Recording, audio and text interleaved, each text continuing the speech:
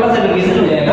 परिक्षेपण विधि में हम लोग ऐसे कोलाइडल विलयन को बना रहे थे जिनमें पदार्थ का साइज, पार्टिकल का जो साइज था वो कोलाइडल का साइज नहीं होता, तो परिक्षेपण साइज थोड़ा सा बड़ा होता है। तो उनको हम लोग क्या करते हैं, परिक्षेपण विधि के द्वारा जो इस मेथड में से आपने देखा कि कोलाइडल चक्की भी रहता है, हम उसमें डाल करके पीस करके पार्टिकल का जो साइज होता है उसे कोलाइडल साइज में कन्वर्ट करते हैं, फिर उसके बाद उचित विलायक में घोल करके मिला करके हम लोग कोलाइडल सॉल्यूशन बना पाते हैं। ये तो आपने परिक्षेपण विधि में किया होगा, 2 विधियां पढ़ रहे थे आप, एक यांत्रिक परिक्षेपण था और दूसरा था ब्रेडिगार्ड मेथड, तो वो आपने मेथड पढ़ा। अब इसके बाद हमें पढ़ना होगा संघनन विधि। संघनन विधि में मोस्ट प्रोबेबल हम लोग क्या करते हैं, यहाँ पर पार्टिकल का साइज 1 nm से कम ही रहता है। कोलाइडल साइज का जो एक एक्चुअल साइज होता है कोलाइडल का लगभग उसी के जैसा आपका साइज उतना ही रहता है यहाँ पर इस मेथड में। और संघनन का अगर हम लोग बात करते हैं तो संघनन का मतलब होता है समूहित हो जाना, और छोटे छोटे पार्टिकल आपस में आकर के एक जगह समूह बना लेते हैं। पार्टिकल वही कोलाइडल पार्टिकल जो साइज है ना, वो सारे पार्टिकल एक जगह आकर के इकट्ठे हो जाते हैं, उसके बाद में सॉल्यूशन बनाने का आपके जो प्रोसेस है कोलाइडल का वो लोग फॉलो कर पाते हैं। तो इस मेथड में हमें डिस्कशन करना होगा संघनन विधि में। आपको जैसे स्क्रीन पर अपने बोर्ड पर दिखाई भी पड़ रहा है कि 6 मेथड आपके सामने हैं, जो 3-4 मेथड मोस्ट प्रोबेबल पूछे भी जाते हैं, उनके बारे में हम डिस्कस करेंगे ही करेंगे, लेकिन कुछ और चीजें एक्स्ट्रा हैं आपको अभी जब पढ़ेंगे सब चीजें मिलने वाली समझ में आएगी। अच्छा, संघनन विधि की बात करते हैं तो संघनन विधि में आपको जो ये जो मोस्ट प्रोबेबल संघनन विधि है वो केमिकल रिएक्शन से रिलेटेड है, रासायनिक विधियां हैं यहाँ पर। और अच्छे जैसे हम लोग कल एक हम लोगों ने जो ब्रेडिगार्ड मेथड पढ़ा हुआ ना बेटा, ब्रेडिगार्ड विधि भी आपकी संघनन विधि ही है, वहाँ पर भी एग्जैक्टली प्रोसेस वही हुआ था, तो संघनन विधि वही थी, वहाँ वो वाला कोई मेथड आपका संघनन में रखा जाता है, लेकिन स्पेशली उसको अलग करके इसलिए रखा हुआ है क्योंकि ये जो संघनन विधियां हैं, संघनन वहाँ भी हो रहा था, संघनन यहाँ भी हो रहा है, लेकिन ये जो संघनन विधियां है ना ये बेस्ड है केमिकल रिएक्शन, और वहाँ पर केमिकल रिएक्शन भी हो रहा है ना। तो चलिए देखते हैं हम लोग यहाँ करते हैं। जैसे पहला मेथड हमारा अपचयन द्वारा, तो अपचयन द्वारा सबसे ज्यादा पूछा जाने वाला यही है। अभी क्यों है, एक यहाँ पे स्पेसिफिक नाम भी आएगा, उस नाम से बहुत ज्यादा ये क्वेश्चन पूछा गया है। तो चलिए स्टार्ट करते हैं अपचयन द्वारा। सबसे पहले तो अपचयन द्वारा हम लोग कौन से कोलाइडल सॉल्यूशंस को बना पाते हैं, तो उसके लिए मैंने आपको पहले से अलग से स्पेसिफिक लिख के दिया, मेटल का कोलाइडल सॉल्यूशन बना पाते हैं हम लोग। कौन कौन से मेटल हैं, स्पेसिफिक मेटल्स हैं, गोल्ड है, सिल्वर है, प्लैटिनम है, कॉपर है और बहुत सारे मेटल्स होते हैं। तो इन मेटल्स का, इन धातुओं का कोलाइडल सॉल्यूशन हम लोग यहाँ पर बनाते हैं,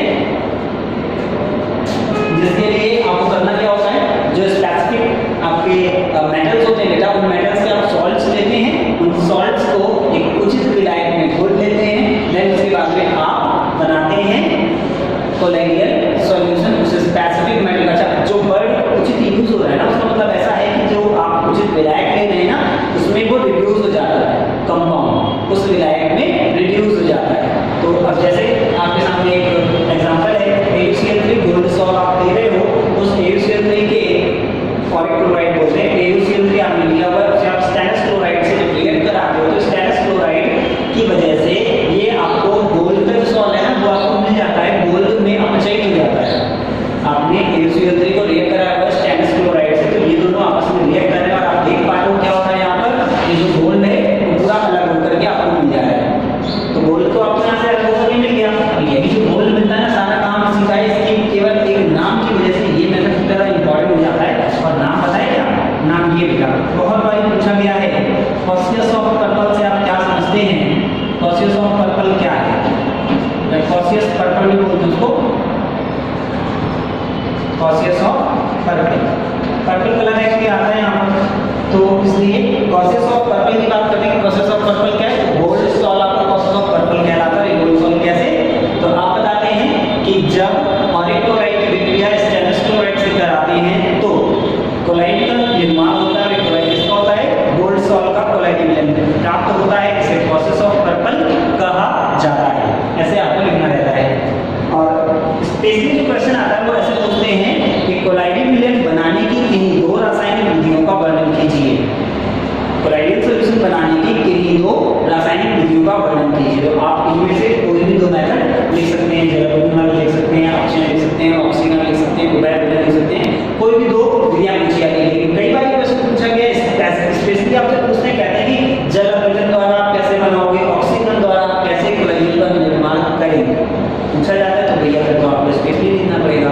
ओके, तो चलिए आपने अभी देखा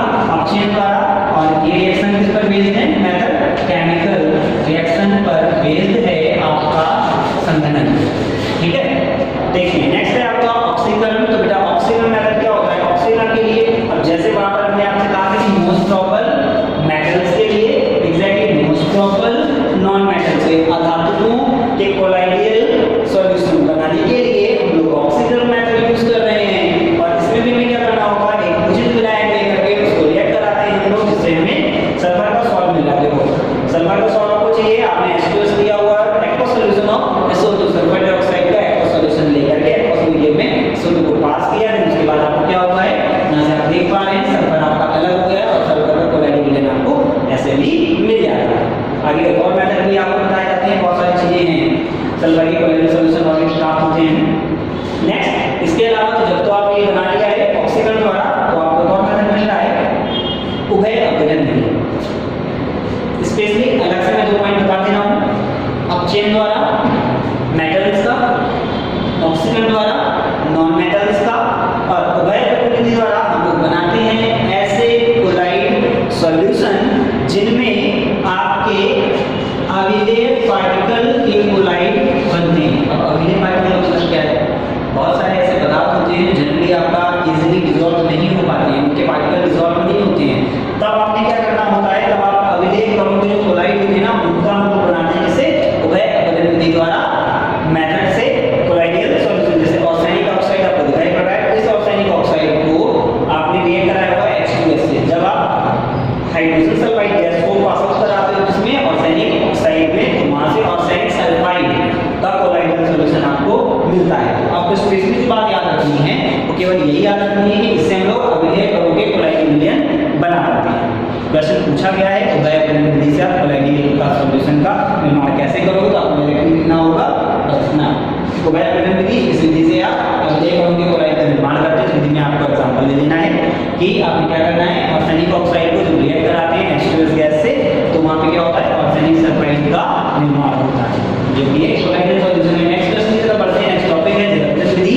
तो जल अपघटन विधि का यूज करते हैं बेटा हम लोग Fe है, Cr है, एल्यूमिनियम है, आयरन है, क्रोमियम, एल्यूमिनियम, जिनके ऑक्साइडों के कोलाइडियल विलयन का निर्माण इस विधि से हम लोग करते हैं। स्पेशली काम वही वाला है जैसे यहाँ पर बताया था, वैसे यहाँ पर भी इन मेटल्स के आपको क्या लेने हैं, सॉल्ट लेने हैं। इन मेटल्स से क्या लेने हैं, सॉल्ट। ठीक है ना, तो उन मेटल्स के लवण आपको लेने हैं और उन लवण का आपने जल अपघटन करा देना। भैया जल अपघटन तो मतलब जल से विघटन। तो जल अपघटन में आप क्या करते हो, मेटल का सॉल्ट लिया आपने और उसको जल से रिएक्ट करा दिया, वाटर से आप रिएक्ट करा रहे हो, डिसॉल्व कर दे रहे हैं, तो वहां जल अपघटन के थ्रू मेटल हाइड्रोक्साइड का सॉल्ट मिल जाता है। ठीक है ना, जैसे आप फेरिक हाइड्रोक्साइड बोल रहे हैं, फेरिक हाइड्रोक्साइड का सॉल्ट यानी कोलाइडियल विलयन मिल जाता है। तो ये भी आपका मेथड है इस तरीके से। जल अपघटन सिंपल सा है, सीधा सीधा आयरन, क्रोमियम, एल्यूमिनियम, क्लोराइड या और दूसरे भी आप सॉल्ट ले सकते हैं, तो इनके सॉल्ट आप ले रहे हैं, उनका जब आप जल अपघटन कराते हैं तो जल अपघटन कराने पर आपको क्या मिलेगा, उनका अगला है विलायक विनिमय मेथड। इसको थोड़ा ध्यान से सुनना, वो तो रिएक्शन सीधे सीधे आपको समझ में आ गया, पर इसको अभी आप थोड़ा ध्यान से सुनिए। देखिए क्या होगा है, बताया जा रहा है कि विलायक विनिमय मेथड में हम लोग बनाते हैं कुछ स्पेसिफिक टाइप के कोलाइडियल सॉल्यूशन। जैसे आपको ये एग्जांपल पे लिखा हुआ है कि सल्फर का जल में कोलाइडियल विलयन। अभी आपने पिछले मेथड में बनाया वो सल्फर का कोलाइडियल सॉल्यूशन आपने कैसे बनाया था, H2S और SO2 को रिएक्ट करा के बनाया था। अब सल्फर का कोलाइडियल सॉल्यूशन जो आप जल में बना रहे हो ना, वो आप कैसे बनाएंगे, विलायक विनिमय मेथड। तो पहले तो समझते हैं मतलब क्या है विनिमय का और आप इसमें क्या कर पाएंगे। तो विलायक विनिमय मेथड का मतलब बड़ा सिंपल सा है, विनिमय मतलब एक्सचेंज होता है, आपस में इंटरचेंज कराना है। अब किनको इंटरचेंज कराना है, तो कंडीशन यहाँ पर ये है, कॉन्सेप्ट ये है कि विलायक विनिमय का मतलब कुछ ऐसे पदार्थ होते हैं जो किसी कुछ ऐसे पदार्थ होते हैं जो किसी एक विलायक में मिले होते हैं लेकिन किसी दूसरे विलायक में मिले नहीं होते। फिर से पॉइंट बोल रहा हूँ, ध्यान सुनिएगा। कुछ ऐसे पदार्थ होते हैं जो किसी एक विलायक में मिले होते हैं लेकिन किसी दूसरे विलायक में मिले नहीं होते हैं। ओके, देन उसके बाद आपको ये बताया जा रहा है लेकिन वो जो दो अलग अलग विलायक होते हैं ना, वो जो दो अलग अलग विलायक होते हैं वो दोनों विलायक आपस में मिले होते हैं। ठीक बात है, मैंने क्या कहा आपसे कि कुछ ऐसे पदार्थ होते हैं जो एक विलायक में मिले होते हैं सॉरी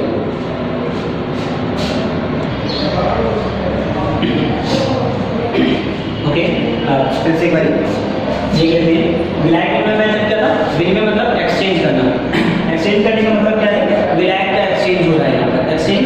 अब जैसे हम आपसे बता भी रहे थे कि विलायक में मतलब मेथड का मतलब बड़ा सिंपल सा इतना है कि कोई एक पदार्थ जैसे है वो किसी एक विलायक में विलेय है लेकिन दूसरे विलायक में अविलेय है। सिंपल सा पॉइंट है, कोई एक पदार्थ किसी एक विलायक में विलेय है लेकिन किसी दूसरे विलायक में अविलेय है। तो वो जो अलग अलग विलायक है ना, जब उन दोनों विलायक को बोला जाएगा ना तो वो घुल जाएंगे, आपस में मिल जाएंगे। वो दोनों विलायक आपस में मिश्रणीय होंगे, केवल इतनी बात है। इस कॉन्सेप्ट के बिहाफ पर जहां पर हम लोग करते हैं कोलाइडल सॉल्यूशन का निर्माण। अब जैसे सल्फर वाला पॉइंट को समझिएगा, पॉइंट बताया, आप एग्जांपल समझिएगा। सल्फर अल्कोहल में विलेय, सल्फर को आप अल्कोहल में घोलिए घुल जाएगा, लेकिन सल्फर को जल में घोलिए नहीं घुलेगा। Point is clear? सल्फर विलेय है किसमें? अल्कोहल में, लेकिन सल्फर अविलेय है किसमें? जल में। तो सल्फर का पहले आपने अल्कोहलिक सॉल्यूशन बना लिया हुआ है क्योंकि उसमें घुल जा रहा है। तो सल्फर का आपने अल्कोहलिक सॉल्यूशन बना लिया हुआ है, अल्कोहल में घोल लिया हुआ है। अब उस अल्कोहलिक सॉल्यूशन को उठाइए और जल में मिलाइए, ठीक है ना? उस अल्कोहलिक सॉल्यूशन को उठाइए और किसमें मिला दीजिए? जल में। और बस यही प्रोसेस है, इसी प्रोसेस में लोग सल्फर का कोलाइडल सॉल्यूशन बनाते हैं। पॉइंट क्लियर ना? सल्फर को पहले जल में, सॉरी सल्फर को पहले अल्कोहल में घोल दिया गया है, अल्कोहल में घोलने के बाद में उस अल्कोहलिक सॉल्यूशन को उठा करके जल में मिला रहे हैं, तो आपको सल्फर का कोलाइडल विलयन मिल जाता है। This is to simplest process, okay? क्योंकि अल्कोहल और जल आपस में मिल जाते हैं। इतना पॉइंट था, वो आपका विलायक विलयन प्रोसेस हो गया। नेक्स्ट लास्ट पॉइंट की तरफ हम लोग बढ़ रहे हैं। लास्ट पॉइंट है हमारा पदार्थ के वाष्पों का द्रव्य संघनन। तो भाई जब संघनन की बात आती है तो संघनन आपको पता है कि जब भी आप किसी भी गर्म वाष्प को ठंडा करते हैं एग्जैक्टली, तो वो जो वाष्प आपका द्रवित हो जाता है वो प्रोसेस आपका संघनन का हो जाता है। एग्जैक्टली वही वाला पॉइंट है। तो यहाँ इसी प्रोसेस से हम लोग क्या कर पाते हैं, सल्फर और पारा जो है उनका कोलाइडल विलयन हम लोग यहाँ पर बना लेते हैं। किसी भी गर्म द्रव के वाष्प को जब डायरेक्टली आप बहुत जल्दी से ठंडा कर लेते हैं तो वैसे भी आप उनका संघनन, वो एक्चुअली संघनन का प्रोसेस यही रहता है कि गर्म वाष्प जो आती है आप उसको जब ठंडा करते हैं, ठंडा होने के बाद में जो आपको लिक्विड मिलता है वो संघनित द्रव होता है, और जो प्रक्रिया होती है वो संघनन होती है। तो इस मेथड में जो आपने संघनन को समझ लिया है, तो इसी प्रोसेस में क्या करते हैं, जैसे सल्फर का आपको कोलाइडल सॉल्यूशन बनाना है, ओवर हीट किया गया, गर्म किया गया, सल्फर की वाष्प मिली और उस वाष्प को ठंडा कर दिया, उसको किसी द्रव के संपर्क में ले आए, जल के संपर्क में ले आए, जल के संपर्क में लाए, ठंडे जल के संपर्क में, वहां पर आकर क्या हुआ, वो जो सल्फर की वाष्प थी ठंडी हुई, ठंडी होने के बाद में उसी में डिसॉल्व हो द्रव जल में डिसॉल्व हुई, और वैसे भी आपको सल्फर का कोलाइडल विलयन मिल जाता है। क्योंकि आपका डायरेक्ट प्रोसेस था जिनसे आप सल्फर और पारे का भी कोलाइडल विलयन बना पाए। तो उनके कोलाइडल विलयन बनाने की कुछ विधियां थी जो आपने परिचय पर विधि और संबंध विधि के माध्यम पर समझ ली हैं। तो अभी अब हम लोग आगे बढ़ रहे हैं। कोलाइडल सॉल्यूशन का हमें टॉपिक पढ़ना होगा, कोलाइडल सॉल्यूशन का शुद्धिकरण। तो अपोहन एक बहुत इंपॉर्टेंट प्रोसेस है, डायलिसिस का प्रोसेस आपने सुना होगा। डायलिसिस जो टर्म है इंग्लिश में अपोहन को डायलिसिस बोलते हैं, और बेटा डायलिसिस आपने सुना है ना, ब्लड का प्यूरिफिकेशन भी उसी से कराते हैं, जो हार्ट पेशेंट होते हैं ना, मोस्ट प्रॉब्लम उनकी जरूरत पड़ती है। तो चलिए बहुत सारी चीजों पर डिस्कशन हम लोग करेंगे नेक्स्ट क्लास में। आज के लिए थैंक यू।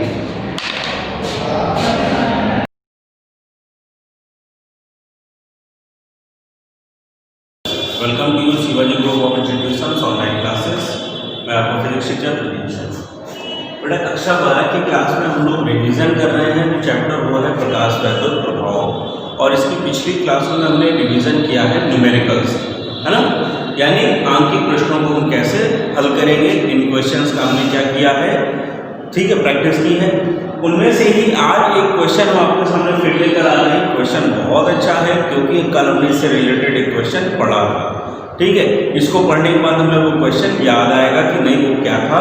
तो देखो क्वेश्चन ये है कि एक बल्ब है और उस बल्ब को जो ऊर्जा हम दे रहे हैं, बल्ब को ऊर्जा बेटा देते हैं वैद्युत ऊर्जा, है ना। जो बल्ब होता है मेरे घर में जिससे हमें लाइट मिल रही होती है तो उसे हम लोग देते हैं वैद्युत ऊर्जा। तो हमें जो बल्ब ये दिया गया है उसको जो भी ऊर्जा दी जा रही है उस ऊर्जा का केवल 10% भाग, कितना भाग, 10% भाग जो है वो क्या कर रहा है, प्रकाश उत्पन्न कर रहा है। और जो प्रकाश उत्पन्न कर रहा है उस प्रकाश की तरंगदैर्घ्य कितनी है, 5600 एंगस्ट्रॉम है। समझ गए। अब बताया जा रहा है 5600 एंगस्ट्रॉम की तरंगदैर्घ्य प्रकाश के रूप में उत्सर्जित कर रहा है। अब अगर जो बल्ब दिया गया है, जो आपको बल्ब बताया जा रहा है, उस बल्ब की सामर्थ्य 60 वाट है, कितनी है 60 वॉट है। तो 1 सेकंड में उत्सर्जित यानी निकलने वाले फोटोनों की संख्या आपको क्या करनी है, ज्ञात करनी है। कल हमने आपको बताया था एक फोटोन, एक सरफेस बनाया था, उसमें बहुत सारे फोटोन गिराए थे और हमने बताया था कि एक फोटोन की ऊर्जा छोटी सी है, अगर आपको ज्यादा ऊर्जा चाहिए तो बहुत सारे आपको फोटोन गिराने पड़ेंगे। वो क्वेश्चन था। आज ये क्वेश्चन उससे थोड़ा सा उल्टा है। उल्टा कैसे है? देखो मान लिया कि ये हमारे पास एक वैद्युत बल्ब है, ये क्या है, बल्ब है, और इस बल्ब की आपको सामर्थ्य दे रहा है कितना है, 60 वॉट है, और कितने समय तक आपको यूज करना है, केवल 1 सेकंड तक यूज करना है, ठीक है। और 1 सेकंड के बाद इससे जो भी प्रकाश निकलेगा, ठीक है, जो प्रकाश निकलेगा, ठीक है, वो इसको दी गई ऊर्जा का 10% कितना है, 10% है। यानी ये तो हो गई आपकी कुल ऊर्जा, जैसे हम लिख सकते हैं W, लेकिन ये कुल ऊर्जा उपयोग नहीं हो रही है। उपयोग क्या हो रही है, इसी की 10% उपयोग हो रही है ना। और जो 10% उपयोग हो रही है उससे ये फोटोन निकल रहे हैं और निकल कर चारों ओर बराबर फैल रहे हैं, ठीक। अब जो चारों ओर बराबर फैल रहे हैं तो बस ये पूछा जा रहा है कि 1 सेकंड में कितने फोटोन निकल रहे हैं, है ना। तो क्या करते हैं, ये सॉल्व करते हैं। सॉल्व करने के क्या करेंगे, सबसे पहले इधर देखते हैं। आपको ये लिखना होता है दिया है ना। तो यहाँ पर जानेंगे सॉल्यूशन और फिर क्या लिखेंगे, दिया है। क्या क्या दिया गया, आपको दिया गया है बल्ब की सामर्थ्य कितनी है, 60 वॉट। कितने सेकंड तक यूज करना है, केवल 1 सेकंड तक हमें बताना है, ठीक है। और जो प्रकाश निकल रहा है उसकी तरंगदैर्घ्य कितनी है, 5600 एंगस्ट्रॉम है। कितनी है, 5600 एंगस्ट्रॉम। और आपको बताना क्या है, आपको बताना है निकलने वाले फोटोनों की संख्या, ठीक है। तो इसे आप क्या करोगे, इसे आप कैसे करोगे, सबसे पहले लिखा जाता है स्रोत की या स्रोत के द्वारा किया गया कार्य, ठीक है, या कुल ऊर्जा लिख सकते हैं, ठीक। तो यहाँ पर क्या लिखेंगे, स्रोत की कुल ऊर्जा। तो हमारे पास जो स्रोत है, स्रोत की कुल ऊर्जा हमें कितनी, तो कुल ऊर्जा का सूत्र हमने बताया, कुल ऊर्जा ये सामर्थ्य से निकला हुआ है, P बराबर W/T से W बराबर P × T है, ठीक है। अब देखो जरा यहाँ पर सबसे पहले आप अगर कुल ऊर्जा निकालते तो ये देख लेते हैं ना, बल्ब अगर 1 सेकंड जल रहा है तो उसे कितनी ऊर्जा मिल रही है ना। 1 सेकंड तक इसे प्रदीप्त करने के लिए जो हमें ऊर्जा चाहिए वो है 60 × 1, यानी कितनी ऊर्जा चाहिए, 60 जूल। ये तो बल्ब को दी गई ऊर्जा है, लेकिन इस ऊर्जा का 10% भाग ही वो प्रकाश में परिवर्तित करता है, बाकी 90% कहीं भी खर्च कर सकता है, ऊष्मा उत्पन्न करने में खर्च कर रहा होगा, है ना। तो हम क्या कर सकते हैं, उपयोगी ऊर्जा निकालेंगे। अब ऐसी कंडीशन पे जहां पर आपको प्रतिशत दे दिया जाता है, कहीं भाग दे दिया जाता है, तो ऐसी जगह पे हम उपयोगी ऊर्जा निकालते हैं। तो यहाँ पर हम बात करेंगे उपयोगी ऊर्जा। उपयोगी ऊर्जा, उपयोगी ऊर्जा जो है उसे हमने W' मान लिया, ठीक है। तो यहाँ पर हमें पता है W' की उपयोगी ऊर्जा जो होगी वो होगी कुल ऊर्जा का 10%। कितनी आएगी, कुल ऊर्जा की 10%। कुल ऊर्जा कितनी थी हमारे पास, 60, 10% निकालेंगे, निकालना आता होगा, कितनी आ गई, 6 वॉट। कितनी आ गई, 6 वॉट। यानी हमको ये पता चल गया है कि अब हमने उस बल्ब को तो 60 वॉट गिनते हैं, लेकिन उपयोग हम कितनी ऊर्जा का करेंगे, कि सॉरी 6 जूल आ गई है। बल्ब से मिलने वाली हमें जो उपयोग करनी है ऊर्जा वो कितनी है, 6 जूल। क्लियर। अब देखो जरा ध्यान से, अब हम इस न्यूमेरिकल को लगाना स्टार्ट करेंगे, उससे पहले एक और काम कर ले, ठीक है। पहला काम ये कर लें कि अब हमारे पास जो कुल ऊर्जा का काम करने वाला है वो ये उपयोगी ऊर्जा है, और इसके लिए फोटोन की ऊर्जा कितनी है, 5600 एंगस्ट्रॉम है। तो अब हम अपना सूत्र लिखते हैं, ठीक है। फॉर्मूला यार थोड़ा डायरेक्ट करने जा रहे हैं, तो फॉर्मूला क्या होगा, n × एक फोटोन की ऊर्जा, n × एक फोटोन की ऊर्जा बराबर हमने क्या लिखा था, कुल ऊर्जा। याद आया, हाँ। तो यहाँ पर हम बता रहे हैं जो कुल ऊर्जा है वो हमारे लिए कौन सी है, उपयोगी ऊर्जा है, जो मैंने बगल में लिख दिया है।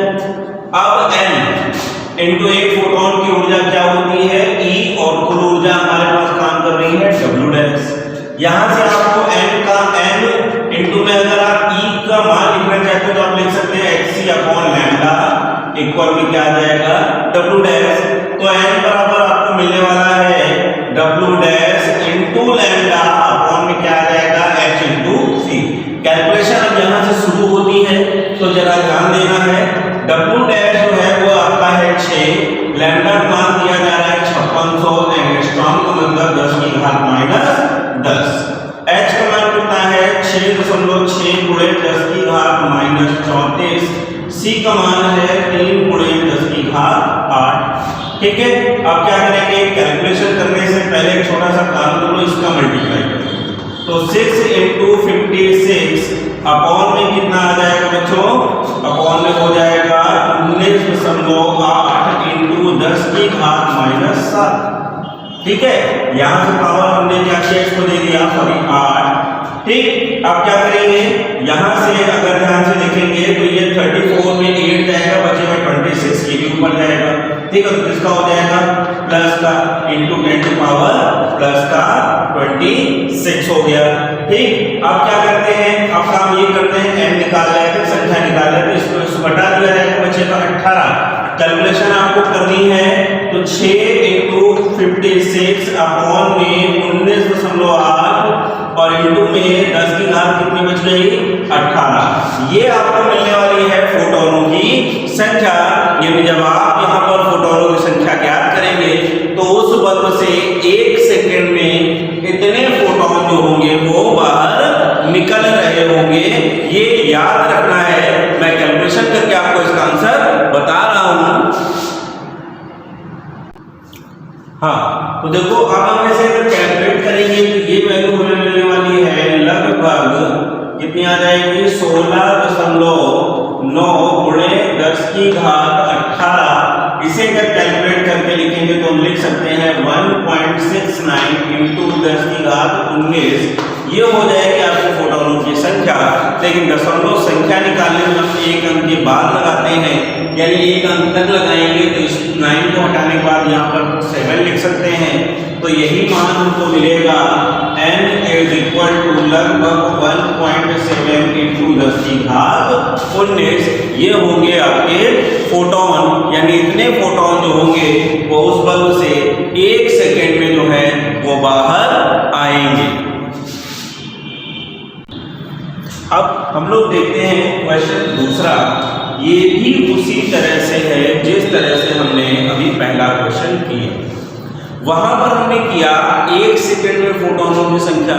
अब मान लो उसी तरह से आपके जो फोटोन हैं जो स्रोत से निकल रहे हैं वो किसी तल पर लगातार पड़ रहे हैं तो फिर उनकी संख्या बढ़ेगी, है ना। 1 सेकेंड में मान लीजिए 10 थे, 2 सेकेंड में 20, 3 सेकेंड में 30।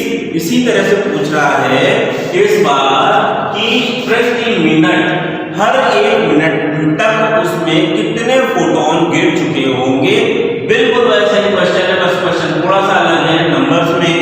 इस बार 5000 एंगस्ट्रॉम की तरंगदैर्घ्य का प्रकाश किसी तल पर पड़ रहा है और उस यदि तल को कुल 25 वॉट की शक्ति मिल जाती है, ठीक है, तो 1 मिनट में ये बताना है 1 मिनट में 25 वॉट की शक्ति मिल रही है। तो बस ये पूछ रहा है कि उस 1 मिनट में कितने फोटोन गिरे, है ना, उस 1 मिनट में कितने फोटोन गिरे।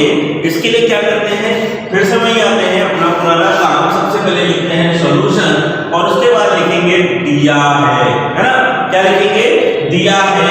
तो देखो जो सबसे पहले लिखा दिया है और क्या दिया है, सबसे दिया गया है आने वाले प्रकाश की तरंगदैर्घ्य कितनी है 5000 एंगस्ट्रॉम है। इसे आप लिख सकते हैं 5 गुणे 10 की घात माइनस 7 मीटर।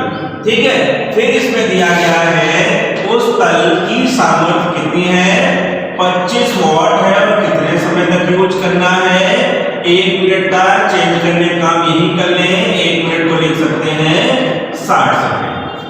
ठीक है, प्राप्त करना है वो है फोटोनों की संख्या।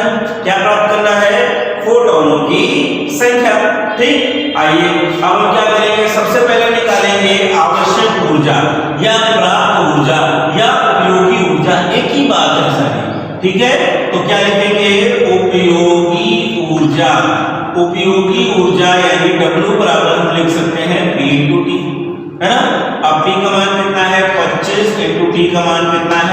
6। अब आप गुणा कर लेंगे तो हमारे ख्याल से जो ऊर्जा बनेगी वो बनेगी 1500 जूल। कितनी बनेगी? 1500 जूल, यानी 1 सेकंड में इतनी ऊर्जा, 1 मिनट तक उसमें इतनी ऊर्जा प्राप्त हो जाएगी। ठीक है, आप क्या करते हैं? अपना वही पुराना काम, सूत्र लिखते हैं। कौन सा? फोटोनों की संख्या ज्ञात करने का सूत्र। तो फोटोनों की संख्या ज्ञात करने का सूत्र क्या है? n इंटू एक फोटोन की ऊर्जा, n इंटू एक फोटोन की ऊर्जा बराबर क्या आएगा? बराबर लिखेंगे कुल ऊर्जा। बराबर में क्या आएगा? कुल ऊर्जा। तो n इंटू एक फोटोन की ऊर्जा क्या होती है? hc अपॉन लैम्डा बराबर कुल ऊर्जा क्या है? w है। कुल ऊर्जा क्या है? w है। यहां से आपको क्या ज्ञात करना है? n। तो n बराबर हो जाएगा w इंटू लैम्डा अपॉन में क्या आएगा? h into c। चलिए अब हम कैलकुलेशन के लिए इस पूरी वैल्यू को लेकर आते हैं और यहां पर लिखते हैं n is equal to w मान हमने कितना निकाला? 1500। ठीक है, लैम्डा का मान कितना है? 5 गुणे 10 की घात माइनस 7 अपॉन में आ जाओ 6.6 इंटू 10 की घात माइनस 34। c का मान होगा 3 गुणे 10 की घात 8। ठीक, कैलकुलेट करने का तरीका मैं आपको बताता हूँ। 2 दशमलव इससे और हटा देंगे, पावर हो जाएगी माइनस की 5। ये हो गया 75 इंटू 10 टू पावर माइनस 5। नीचे अगर इसका मल्टीप्लाई करें तो 19.8 और इंटू में 10 की घात कितनी बचेगी? माइनस का 26 बच गई। अब क्या करेंगे? ये माइनस का 26 ऊपर जाएगा तो भाई प्लस का होता है, तो ऊपर आ गया 75 अपॉन ये बॉक्स में क्या है? 20 के बराबर है। और यहाँ पर हम लिख लेंगे लगभग 10 की घात माइनस 5 और इंटू में 10 की घात 26। ठीक, कितना बचता है? 21। और इसका अगर हम डिवाइड करेंगे तो कितनी बार जाएगा? 7.5/2 इंटू में 10 की घात कितनी हो गई भैया हमारे पास? बच गया 21। भाग दे देंगे 3.75 इंटू 10 की घात कितना आ गया? 21। यानी नंबर ऑफ फोटोनों की संख्या हमको कितने मिलने वाली है? 3.75। और पिछले न्यूमेरिकल में हमने कहा था ये वैल्यू 5 या 5 से ज्यादा होगी तो उससे पहले आप एक जोड़ देंगे, तो इसे आप 3.6 इंटू 10 टू पावर 21 भी लिख सकते हैं। तो इस प्रकार से अभी आपने 2 न्यूमेरिकलों को आज लगाना सीखा और ये दोनों ही न्यूमेरिकल जो थे वो किस पर बेस्ड थे? केवल फोटोनों की संख्या पर। दोनों न्यूमेरिकल में आपको अलग अलग 2 प्रोसेस मिली। पहले वाले न्यूमेरिकल में आपने स्रोत की बात की और दूसरे वाले न्यूमेरिकल में आपने स्रोत से ऊर्जा की बात की। ठीक है, तो ये दोनों टाइप अलग अलग हैं लेकिन इनका लगाने का तरीका सेम है, एक ही फॉर्मूले पर बेस्ड है, कॉन्सेप्ट सेम है। आप कॉन्सेप्ट पढ़िए, न्यूमेरिकल आपके पास बहुत है, आपके पास बुक्स है, उससे आप बिल्कुल इसे टैली करके रखिए। ठीक है, तो आज की क्लास आपकी और होती है, प्रैक्टिस करते रहिए।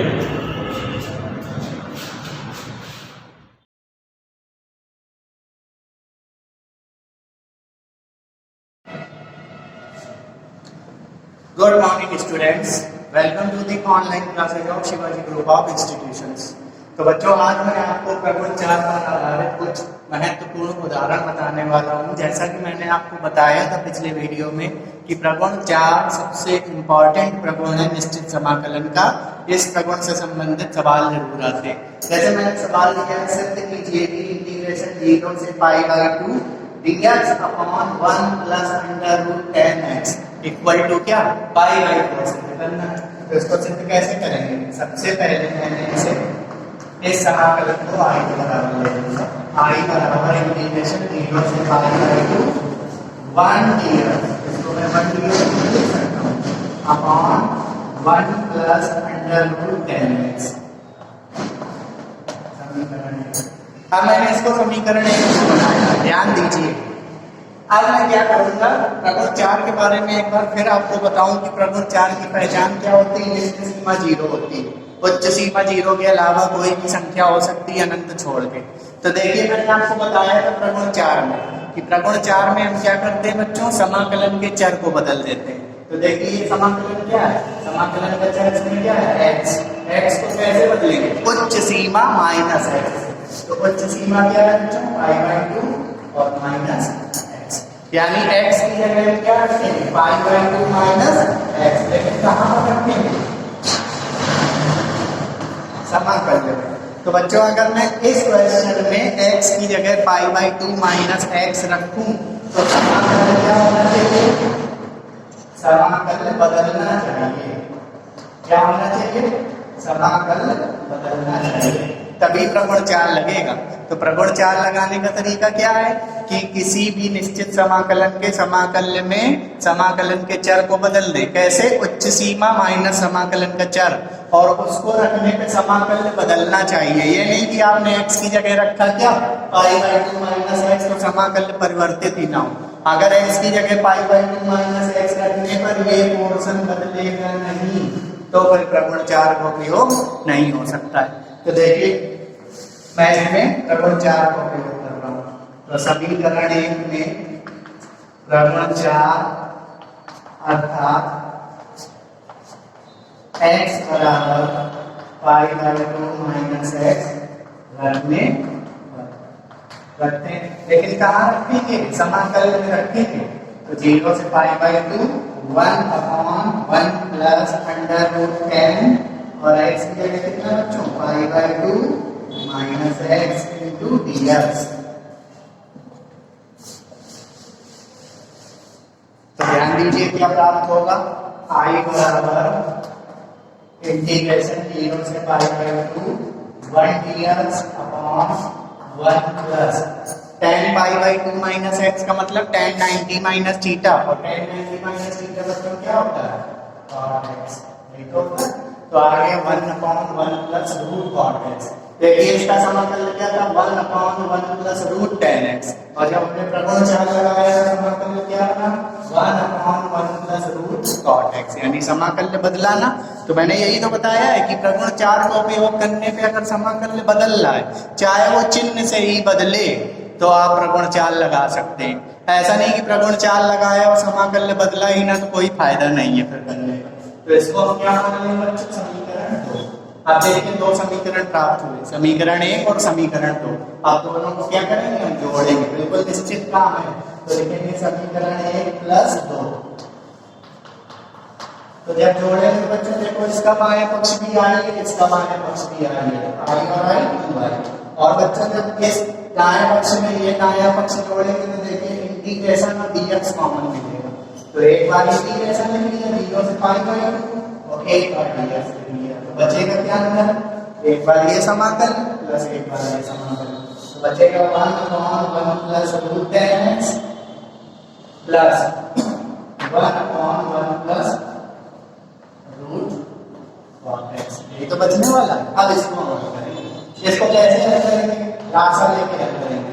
0 से पाई बाई 2, ध्यान से देखिए मैं 10 को लिखूंगा sin x upon cos x, तो मैंने क्या किया, रूट 10x को लिख दिया अंडर रूट sin x बटे अंडर रूट cos x, लिख सकते हैं, plus 1 upon 1 plus cot x को क्या लिखेंगे, under root cos x upon under root sin x, bracket बंद, बाहर बड़ा ब्रैकेट बंद, इनटू बच्चों चल रहा है dx। अब ध्यान से देखिए क्या बनेगा ये पोर्शन,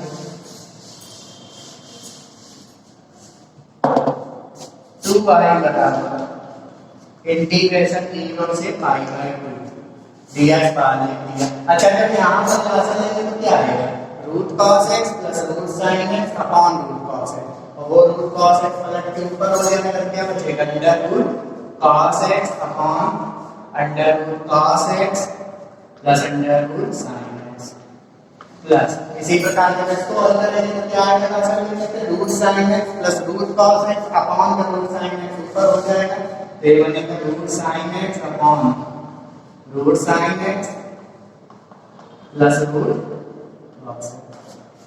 यही तो चल रहा था, सिर्फ खुलासा लेके इसको हल किया है। तो 2y बराबर इंटीग्रेशन 0 से पाई बाई 2, देखिए सी में प्लस का निशान लगा और देखिए हर बराबर है, root cos x plus root sin x लिखिए या root sin x plus root cos x लिखिए, एक ही बात है। इसको मैं हर को एक बार लिख दूं, root cos x plus root sin x, तो क्या बचेगा, ऊपर वाले अंश में पहले अंश में दूसरा अंश जुड़ जाएगा, यानी बचेगा under root cos x plus under root sin x into देखिए ये और ये कैंसिल हो गया कितने बार एक बार तो बच्चों क्या बचा आप बचेगा 2y बराबर इंटीग्रेशन 0 से पाई बाई 2 1 dx क्या बचेगा 2y बराबर इंटीग्रेशन 0 से पाई बाई 2 तो इसका बाद जब इसमें देंगे एक बार तो 1 dx और 1 dx का मतलब एक का समाकलन x के साथ तो क्या बना x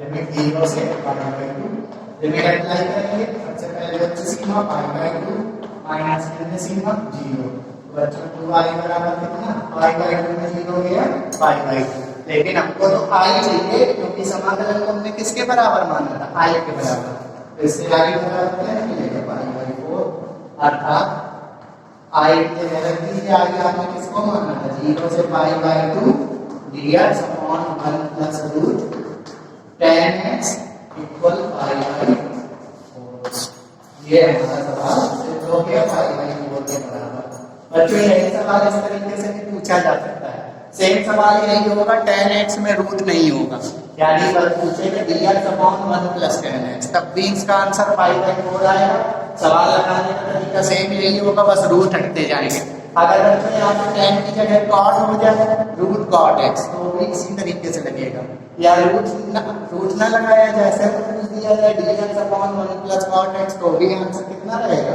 पाई बाई 4 ही रहेगा आइए अब सवाल करते हैं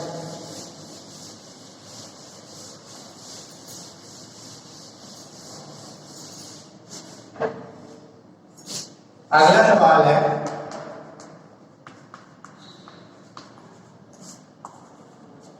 इंटीग्रेशन 0 से पाई x sin x into cos square x यही तो है इसका मान याद करना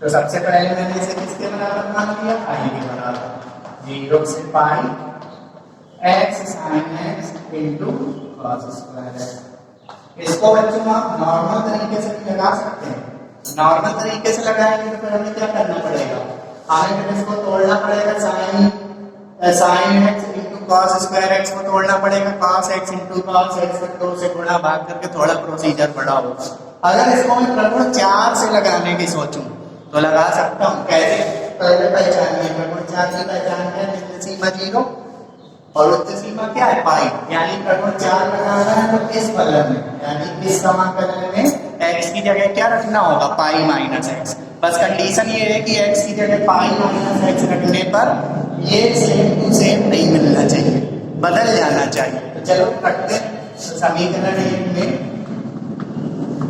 प्रगुण 4 अर्थात कैसे यूज करते हैं प्रगुण 4 को समाकलन के चर को बदलते हैं तो समाकलन का चर है x को कैसे बदलेंगे उच्च सीमा माइनस x रखने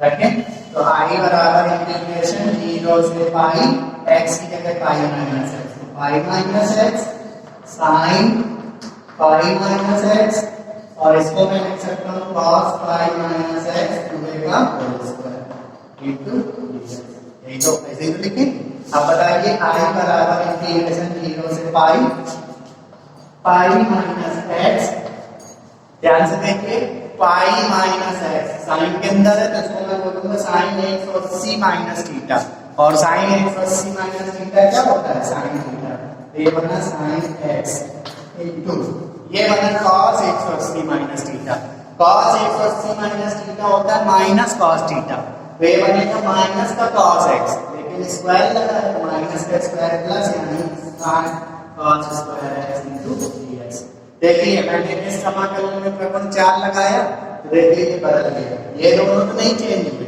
लेकिन ये x से बदल के क्या हो गया पाई माइनस x यानी सबसे इसको समीकरण 2 बना लिया अब हम क्या करेंगे वही काम है फिक्स काम दोनों समीकरणों को क्या करेंगे जोड़ देंगे तो मैं क्या करूंगा समीकरण 1 और समीकरण 2 को जोड़ देता हूं तो समीकरण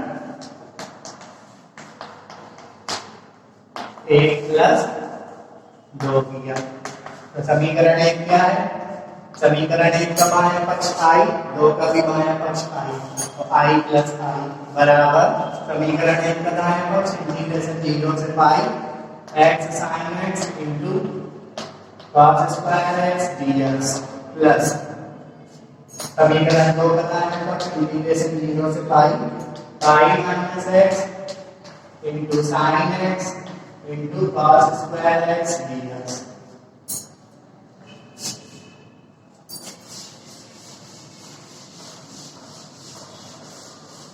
तो बच्चों ध्यान से देखिए i और i जोड़ के कितना बनेगा 2i।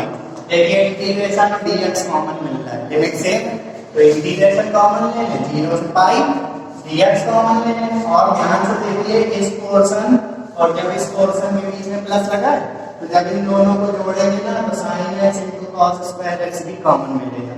तो मैं एक काम करता हूँ sin x into cos square x भी कॉमन निकाल देता हूँ। क्या बचेगा, यहाँ से बचेगा x और प्लस यहाँ से क्या बचेगा बच्चों y माइनस x।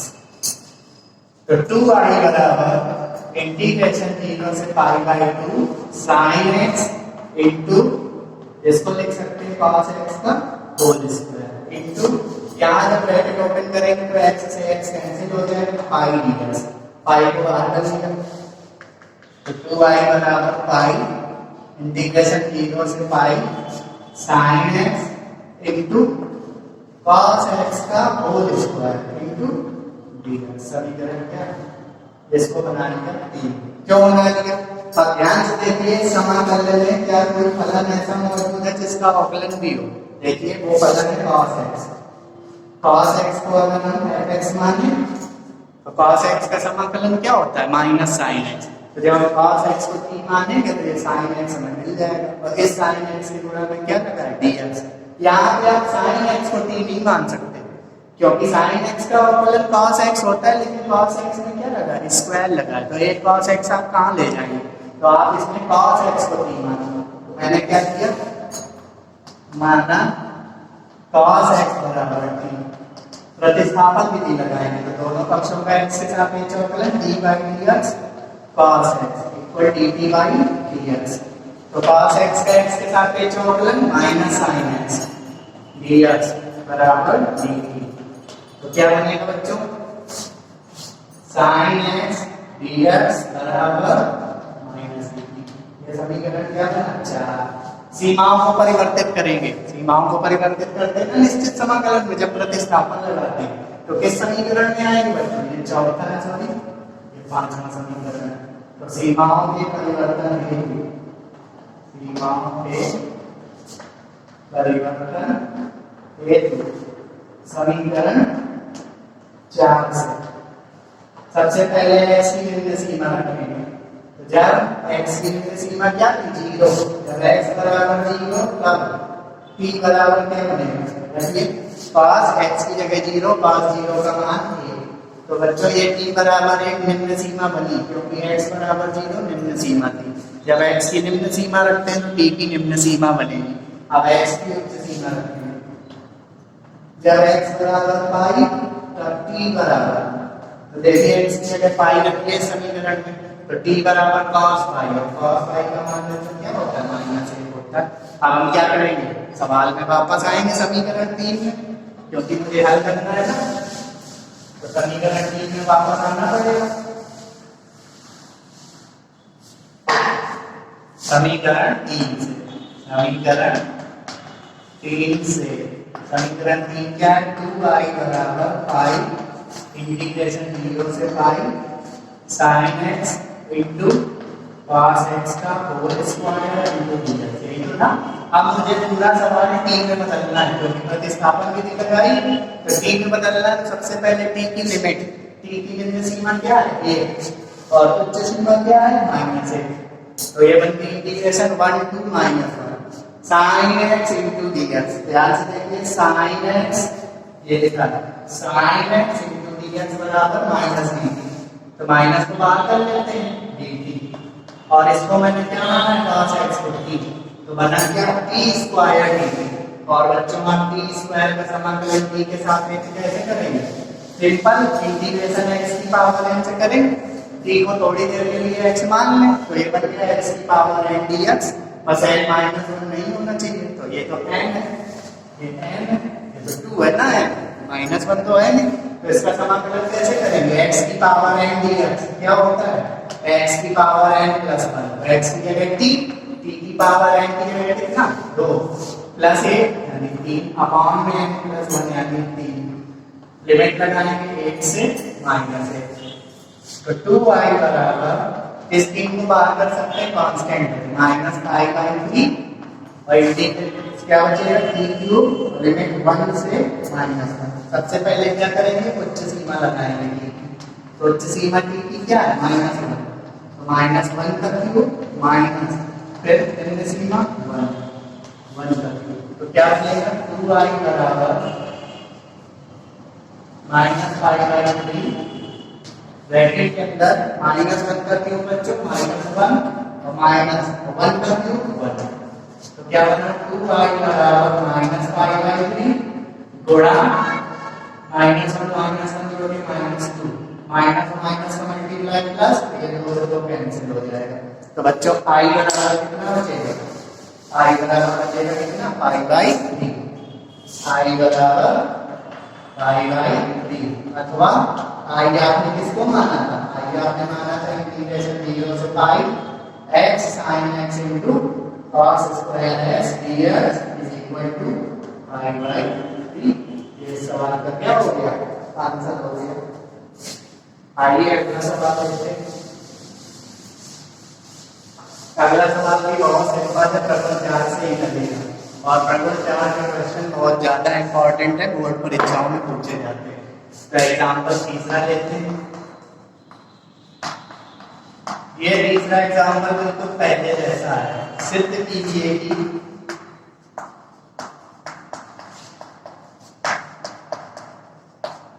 इंटीग्रेशन 0 से a fx upon fx plus fa minus x is equal to a/2, ये हमको सिद्ध करना है, ये a है नॉट a है, तो देखिए इसको भी सिद्ध करते हैं प्रूफ हल। सबसे पहले क्या करेंगे, इस निश्चित समाकलन को i के बराबर मान लेंगे, तो माना i बराबर इंटीग्रेशन 0 से a fx upon fx plus fa minus x dx, समीकरण 1। देखिए ये इसका समाकलन है, यही तो समाकलन है, इसकी निम्न सीमा क्या है 0, तो 0 देख के मुझे विचार आ रहा है कि प्रगुण 4 लगाया जाए। प्रगुण 4 कैसे लगाएंगे, इसमें समाकलन के चर x को बदल देंगे, कैसे, उच्च सीमा -x, उच्च सीमा क्या है a -x, लेकिन रखेंगे कहां पर, ये जो x बराबर है -x प्राप्त होगा इस पोर्शन में रखेंगे, तो रख के देखिए क्या बनेगा fa -x अपॉन fx और प्लस fa -x, यही बनने वाला है। तो देखिए जब आप x की जगह -x इसमें रखेंगे तो ये प्राप्त होगा। मैंने क्या कहा था, किसी समाकलन में अगर आप प्रगुण 4 को प्रयोग करेंगे तो वो समाकलन बदलना चाहिए। तो देखिए ये समाकलन ऊपर कितना था fx और अब कितना बन जाएगा fa -x, और नीचे कोई परिवर्तन नहीं होगा, लेकिन ऊपर से तो बदल गया, तो इसको मैं प्रगुण 4 से लगाऊंगा और फिर जब दोनों को जोड़ूंगा तो मैक्सिमम फायदा हो जाएगा। तो मैं क्या करता हूँ, समीकरण 1 में प्रगुण 4 का क्या कर लेते हैं प्रयोग, प्रगुण 4 का प्रयोग कैसे, समाकलन के चर को बदल के, समाकलन का चर क्या है x, कैसे बदलेंगे, उच्च सीमा a माइनस x रखने रखते। देखिए i बराबर इंटीग्रेशन 0 से a, ध्यान से देखिए x की जगह क्या रखना है a माइनस x, तो ये बन जाएगा fa minus x dx upon, यहाँ पर भी x की जगह क्या रखेंगे a माइनस x, यहाँ पर आप x की जगह a माइनस x रख लीजिए या a माइनस x की जगह x, उल्टा भी तो बोल सकते हैं, या x की जगह a माइनस x रख दे या a माइनस x की जगह क्या रख दे x, तो देखिए ये तो पूरा a माइनस x है, तो इसकी जगह में अगर x रख दूं तो क्या बनेगा fx, समीकरण 2। अब क्या करेंगे, दो समीकरण प्राप्त हो गए और प्रगुण 4 मैंने आपको क्या बताया था, दोनों समीकरणों को फिर क्या करेंगे जोड़ देंगे। मैं क्या करूंगा, समीकरण 1 प्लस 2 कर दूं समीकरण 1+2 करिए। देखिए 1 का बायां पक्ष भी आई, 2 का बायां पक्ष भी आई, जोड़ के कितना होगा 2 आई। देखिए जब आप RHS को जोड़ेंगे तो देखिए ये इसका RHS है और ये इसका RHS है। देखिए जब ये दोनों RHS को जोड़ेंगे तो इंटीग्रेशन ऑफ dx कॉमन मिल रहा है, इंटीग्रेशन ऑफ dx कॉमन मिल रहा है क्योंकि इंटीग्रेशन की लिमिट सेम है। अगर इंटीग्रेशन की लिमिट सेम ना हो फिर कॉमन नहीं लेना है। तो मैं क्या करूँ, इंटीग्रेशन को एक बार लिख दूं विद लिमिट, dx को भी एक बार लिख दूं। तो अब क्या बचा, ये समाकल प्लस ये समाकल, तो इसको लिखें fx upon fx plus f a minus x। ये तो पहला समाकल हुआ प्लस, दूसरा समाकल क्या है f a minus x upon f a minus x plus fx। यही तो है, dx को आगे लिखते हैं ब्रैकेट 1 into dx। अब ध्यान से देखिए ये जो बड़े ब्रैकेट के अंदर दो चीजें मैंने जोड़ने में लिखी है, इसको कैसे हल करेंगे। 2i बराबर इंटीग्रेशन 0 से a। अच्छा ये बताइए, ये लिखा है fx plus fa minus x और ये लिखा है fa minus x plus fx, बात तो सेम है। या तो मैं 2 प्लस 4 लिख दूं या तो 4 प्लस 2 लिख दूं, रिजल्ट कितना आना है यही तो बनना। तो मुझे दिख रहा है कि इसका हर और इसका हर, इस पोर्शन का हर और इस पोर्शन का हर आपस में क्या है बराबर, और बीच में लगा है प्लस, तो हर को एक बार लिखते हैं, तो दोनों का हर एक बार लिख दीजिए, fx plus fa minus x लिख दीजिए, या आप ये लिख दीजिए, बात सेम है। फिर क्या करते हैं, पहले अंश में दूसरा अंश जोड़ जाएगा, यानी fx plus fa minus x। बिल्कुल पहले नंबर जैसा सवाल है उसमें भी देखिए जब हमने जोड़ा था तो अंश और हर सेम हो गया था, तो इसमें इसका भाग देंगे कितने बार हो जाएगा, एक बार। तो 2i बराबर कितना, इंटीग्रेशन 0 से a 1 dx। अब बताइए 1 का समाकलन x के सापेक्ष क्या होगा, x होगा, और लिमिट इसकी कितनी 0 से a।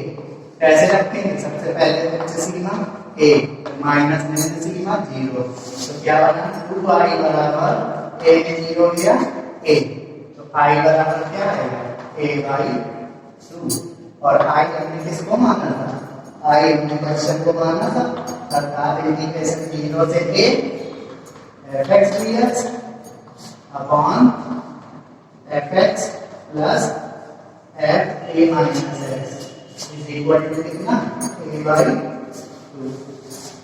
जैसे हो गया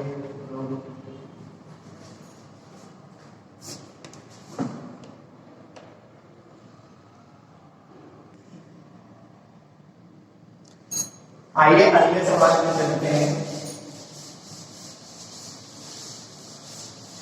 सरल सवाल है,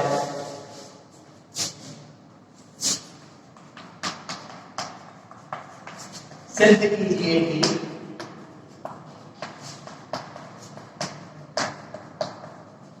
इंटीग्रेशन 0 से π/2 log 10x dx is equal to 0। ये आपको सिद्ध करना है, तो इसको कैसे सिद्ध करेंगे। मान लिया ये जो समाकलन है i बराबर इंटीग्रेशन 0 से π/2 log 10x dx। देखिए इसको मुझे हल करना है। देखिए इसकी निम्न सीमा क्या है 0, निम्न सीमा 0 है, तो अगर मैं इस समाकलन में x की जगह क्या रखूं, उच्च सीमा माइनस x, प्रगुण 4 लगाने के बारे में सोच रहे हैं, तो अगर मैं इसमें प्रगुण 4 लगाऊंगा तो इस समाकलन में x की जगह क्या रखूंगा, π/2 माइनस x रखूंगा। तो जब यहाँ में x की जगह π/2 माइनस x रखूंगा तो बन जाएगा log cot x, यानी समाकलन बदल जाएगा।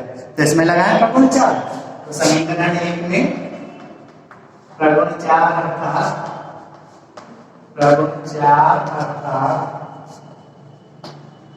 x की जगह क्या प्रयोग करें, π/2 माइनस x रखने। तो क्या करना, i बराबर इंटीग्रेशन 0 से π/2 log 10 x की जगह कितना π/2 माइनस x इंटू dx। अब बताइए tan 90 माइनस थीटा क्या होता है, cot थीटा होता है। ये बना इंटीग्रेशन 0 से pi by 2 log cot x into dx। ये समीकरण क्या हो गया? दोनों को जोड़ दें, समीकरण 1 को समीकरण 2 को जोड़ेंगे, एक से आ प्रपंच से। तो मैं क्या करता हूँ, दोनों समीकरणों को जोड़ दे रहा हूँ। तो समीकरण 1 प्लस 2, ध्यान से देखिए। तो समीकरण 1 का बायां पक्ष में कितना है? i, और 2 का बायां पक्ष में कितना है? i। तो ये i और i जोड़ के कितना है? 2i। यहाँ पर जब जोड़ेंगे तो देखिए इंटीग्रेशन और dx कॉमन मिल जाएगा। तो इंटीग्रेशन एक बार 0 से पाई बाय 2 dx एक बार, क्या बचेगा बच्चों? पहला समाकल log 10x प्लस दूसरा समाकल log cot x। एक तो बचेगा।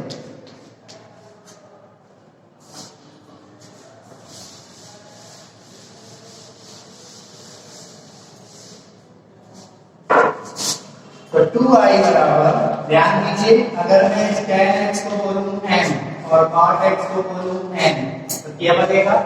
log m plus log n। और बच्चों log m plus log n का सूत्र क्या होता है? log के अंदर, यानी log के अंदर का मतलब log के अंदर ब्रैकेट n गुणा n, तो n की जगह tan x और गुणा n की जगह cot x dx। सभी को पता है कि tan x और cot x एक दूसरे के क्या होते हैं? व्युत्क्रम। तो मैं चाहूं तो अगली लाइन में tan x को लिख सकता हूं 1 by cot x, लिख सकता हूं, और इनटू कितना? cot x dx। इससे फायदा क्या होगा कि cot x क्या हो जाएंगे? कैंसिल। तो 2i बराबर 0 से पाई बाय 2 बचेगा बच्चों log 1 dx। और बच्चों log 1 का मान क्या होता है? 0। तो ये बना इंटीग्रेशन 0 से पाई बाय 2 0 dx। 0 dx का मतलब 0 का समाकलन किसी भी चर राशि के सापेक्ष करेंगे 0 आना है, तो आप इसको सीधे लिखेंगे 0। लिमिट से कोई मतलब नहीं है। अगर 0 का समाकलन किसी भी चर राशि के सापेक्ष होगा तो आंसर 0 ही आएगा। तो i बराबर क्या बनेगा? 0/2, यानी i बराबर क्या? 0। और i आपने किसको माना था? i माना था आपने इंटीग्रेशन 0 से pi by 2 log 10x into dx। इसको i मानना था, बराबर क्या? 0। देखिए एक दूसरे से कितना हो गया। तो बच्चों ये थे प्रकरण 4 पर आधारित कुछ उदाहरण। मैं आपको नोट्स में भी कुछ और उदाहरण बता के भेजूंगा क्वेश्चन में। तो अब क्या है, इस वीडियो में मैंने आपको प्रकरण 4 पर आधारित कुछ सवाल बताए हैं। अब मैं अगले दिन इस चैप्टर को आगे कंटिन्यू करूंगा। Thank you.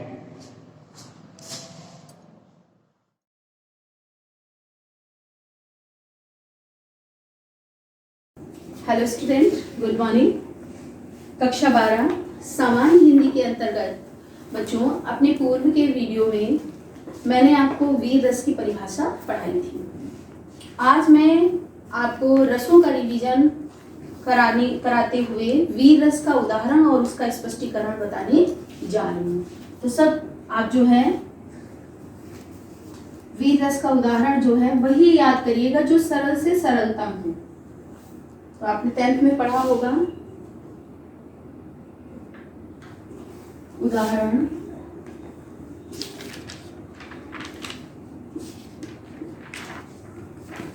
चढ़ चेतक तलवार उठा, चढ़ चेतक पर, चढ़ चेतक पर तलवार उठा,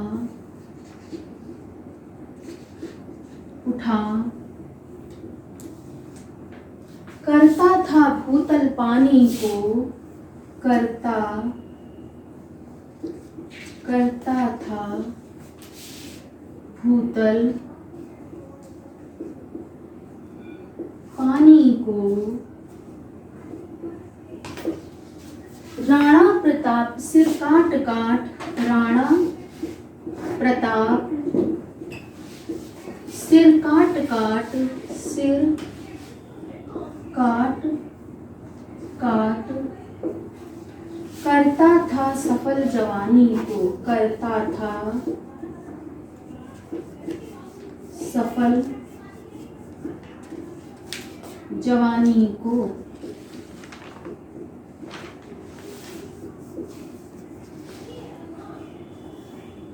बच्चों आप लोग जो उदाहरण याद करें उसका ये ध्यान रखें कि संक्षिप्त हो और सार्थक हो, क्योंकि परीक्षा में अब हिंदी के अंतर्गत केवल एक प्रश्न पत्र आता है और 3 घंटे में आपको जो है साहित्य और भाषा व्याकरण दोनों सॉल्व करना होता है। तो जो आसान हो आप उसी को प्रिफर करेंगे। तो मैंने उदाहरण क्या लिखा, चढ़ चेतक पर तलवार उठा, करता था भूतल पानी को, राणा प्रताप सिर काट काट करता था सफल जवानी को। बच्चों इन पंक्तियों में महाराणा प्रताप के पराक्रम का वर्णन किया गया है। अब हम आते हैं, क्या डालेंगे हेडिंग, स्पष्टीकरण। तो बच्चों स्पष्टीकरण का मैंने पहला पॉइंट आपको बताया था, स्थायी भाव। स्थायी भाव। दूसरा पॉइंट बच्चों मैंने बताया था आपको विभाव।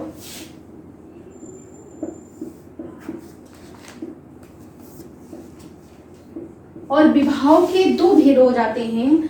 पहला हो जाता है बच्चों आलंबन विभाव,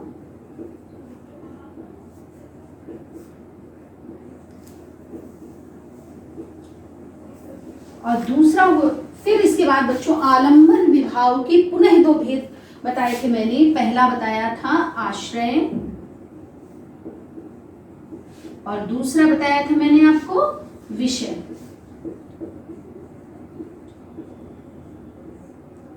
अब विभाव का जो दूसरा भाग होता है वो होता है उद्दीपन विभाव।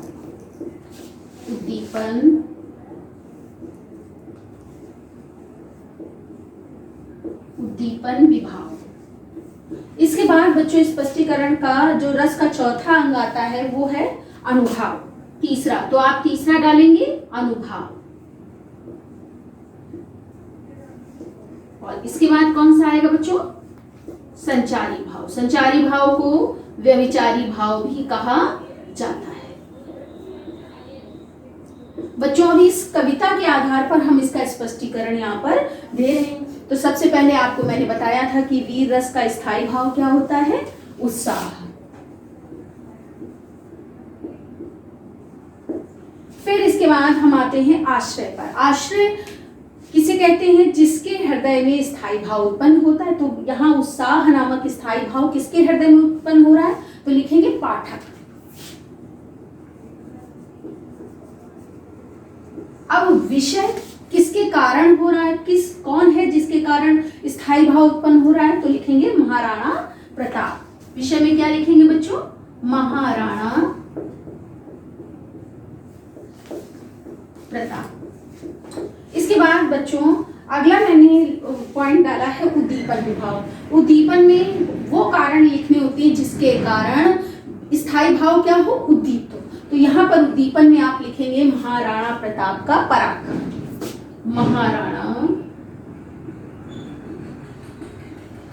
महाराणा प्रताप का पराक्रम। अब इसके बाद बच्चों अनुभव आता है। तो अनुभव क्या होता है, जो शारीरिक चेष्टाएं होती हैं उनको अनुभव कहा जाता है। तो जैसे चेतक पर चढ़ना, तलवार को उठाना, शत्रुओं के सिरों को काटना, ये क्या हुए, अनुभव हुए। तो आप लिखोगे चेतक पर चढ़ना, चेतक पर चढ़ना, शत्रु के सिरों को काटना, शत्रु के सिरों को काटना। इसके बाद बच्चों आप लिखेंगे संचारी भाव। तो संचारी भाव में होगा चपलता, हर्ष, चंचलता,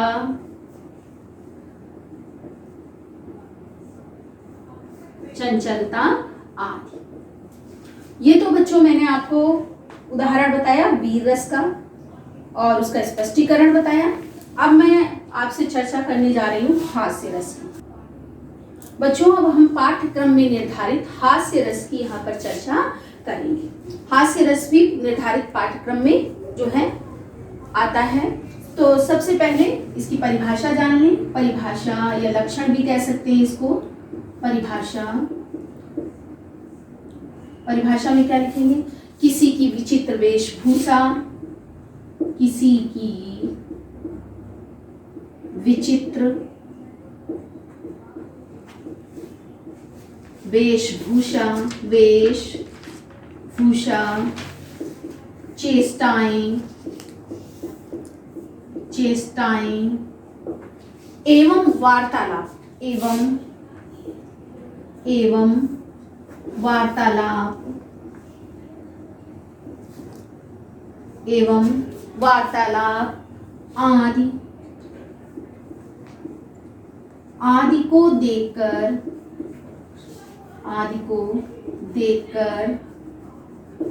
मन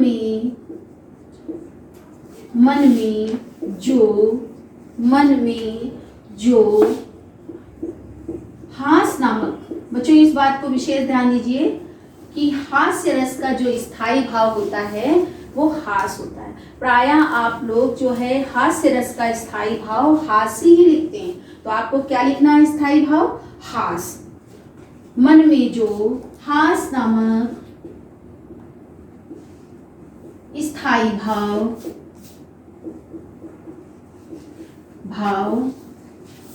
उत्पन्न होता है,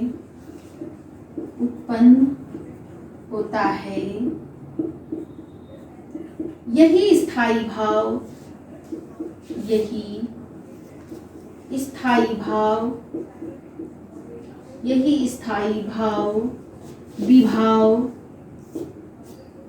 विभाव अनुभाव एवं संचारी भावों से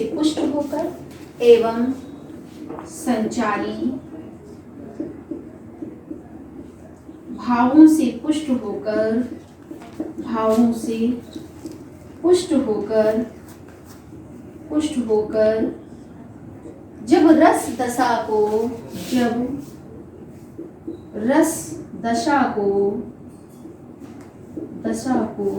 प्राप्त होता है तब हास्य रस की निष्पत्ति होती है, तब हास्य रस की निष्पत्ति होती है।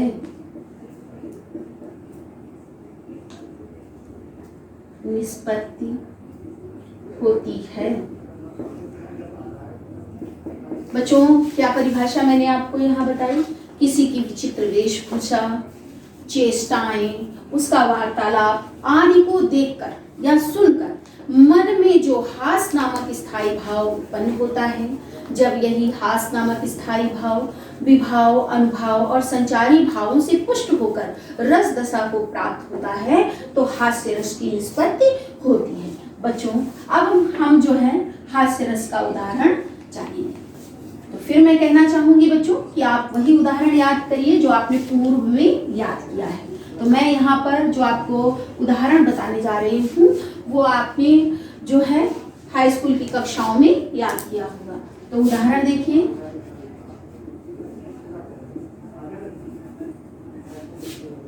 हंसी हंसी हंसी हंसी हंसी भाजें भाजें देखी दूल्हे दिगंबर को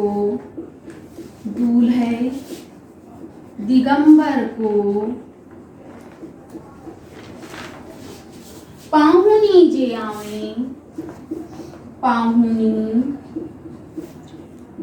आवे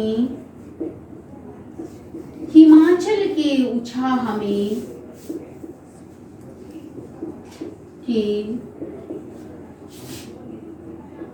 के उछाह में शीश पर गंगा हंसे, शीश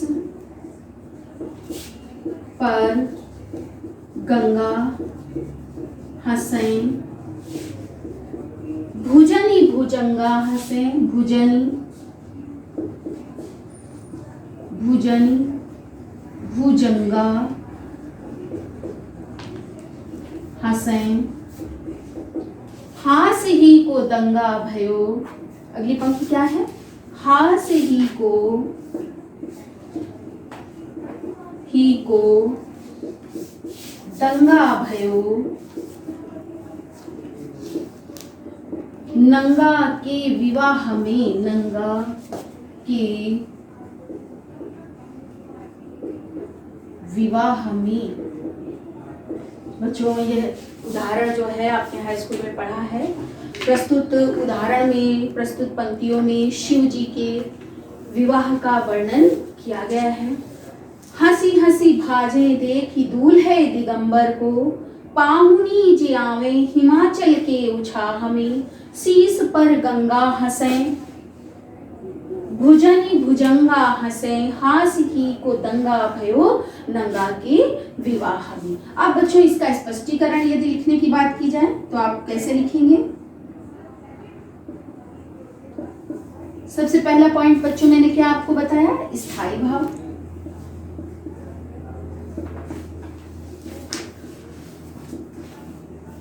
दूसरा कौन सा बच्चों बताया? विभाव। और विभाव के कितने भेद होते हैं बच्चों? 2।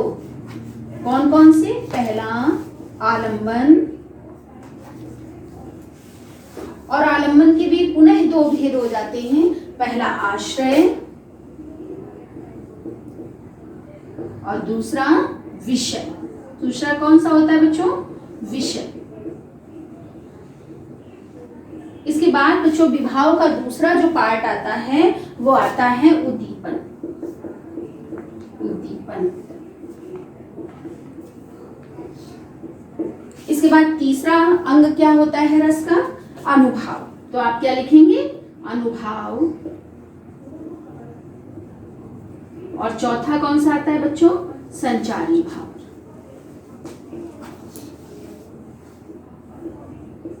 तो सबसे पहले इन पंक्तियों में ये जो रस मैंने पढ़ा है इसका स्थायी भाव कौन सा है? तो आपको तो पता चल गया होगा। तो क्या लिखेंगे? हास। इसके बाद देखो बच्चों आश्रय। आश्रय किसके मन में जो है स्थायी भाव उत्पन्न हो रहा है? तो पाहुनी। पाहुनी का मतलब होता है अतिथि स्त्रियां। जब शिव पार्वती का विवाह आता है, हो रहा होता है, बारात आती है, तो जो अतिथि स्त्रियां होती हैं वो जो है अर्धनग्न दूल्हे को देखकर क्या करती हैं? हंस हंस कर भागने लगती। तो स्थायी भाव, हास स्थायी भाव किसके मन में उत्पन्न हो रहा है? अतिथि स्त्रियों के। तो आप आश्रय में क्या लिखेंगे? अतिथि स्त्रियां। अब इसके बाद विषय। विषय कौन है? किसको देखकर जो है हास नामक स्थायी भाव उत्पन्न हो रहा है? तो दूल्हे दिगंबर को। दिगंबर जो है शिव जी के लिए कहा गया है, भगवान शिव को। तो यहाँ विषय क्या होगा? शिव जी।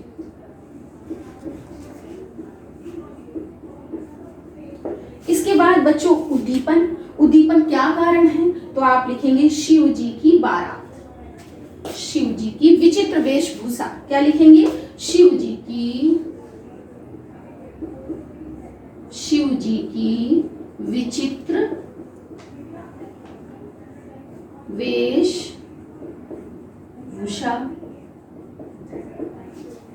क्यों विचित्र वेशभूषा? कि उनके सिर पर गंगा विराजमान है, हंस रही हैं, भुजाओं में सर्प लिपटे हुए हैं, ठीक है। और इस तरह सभी स्त्रियां उनके विचित्र रूप को देखकर हंस हंस कर क्या हो रही हैं? भाग रही हैं। तो यहाँ पर उद्दीपन विभाव बच्चों क्या होगा? शिव जी की विचित्र वेशभूषा। अब अनुभाव। अनुभाव मैंने आपको सरल शब्दों में बताया था, शारीरिक चेष्टाएं। तो यहाँ कौन सी शारीरिक चेष्टाएं कर रही हैं? जो अतिथि स्त्रियां हैं वो हंस हंस कर क्या हो रही हैं? भाग रही हैं। तो आप लिखोगे हंस हंस कर भागना। फिर इसके बाद बच्चों जो चौथा पॉइंट आता है वो आता है संचारी भाव। तो संचारी भाव में यहाँ क्या होगा? हर्ष, खुशी, खुश हैं कि बारात आ गई। फिर क्या होगा? चंचलता,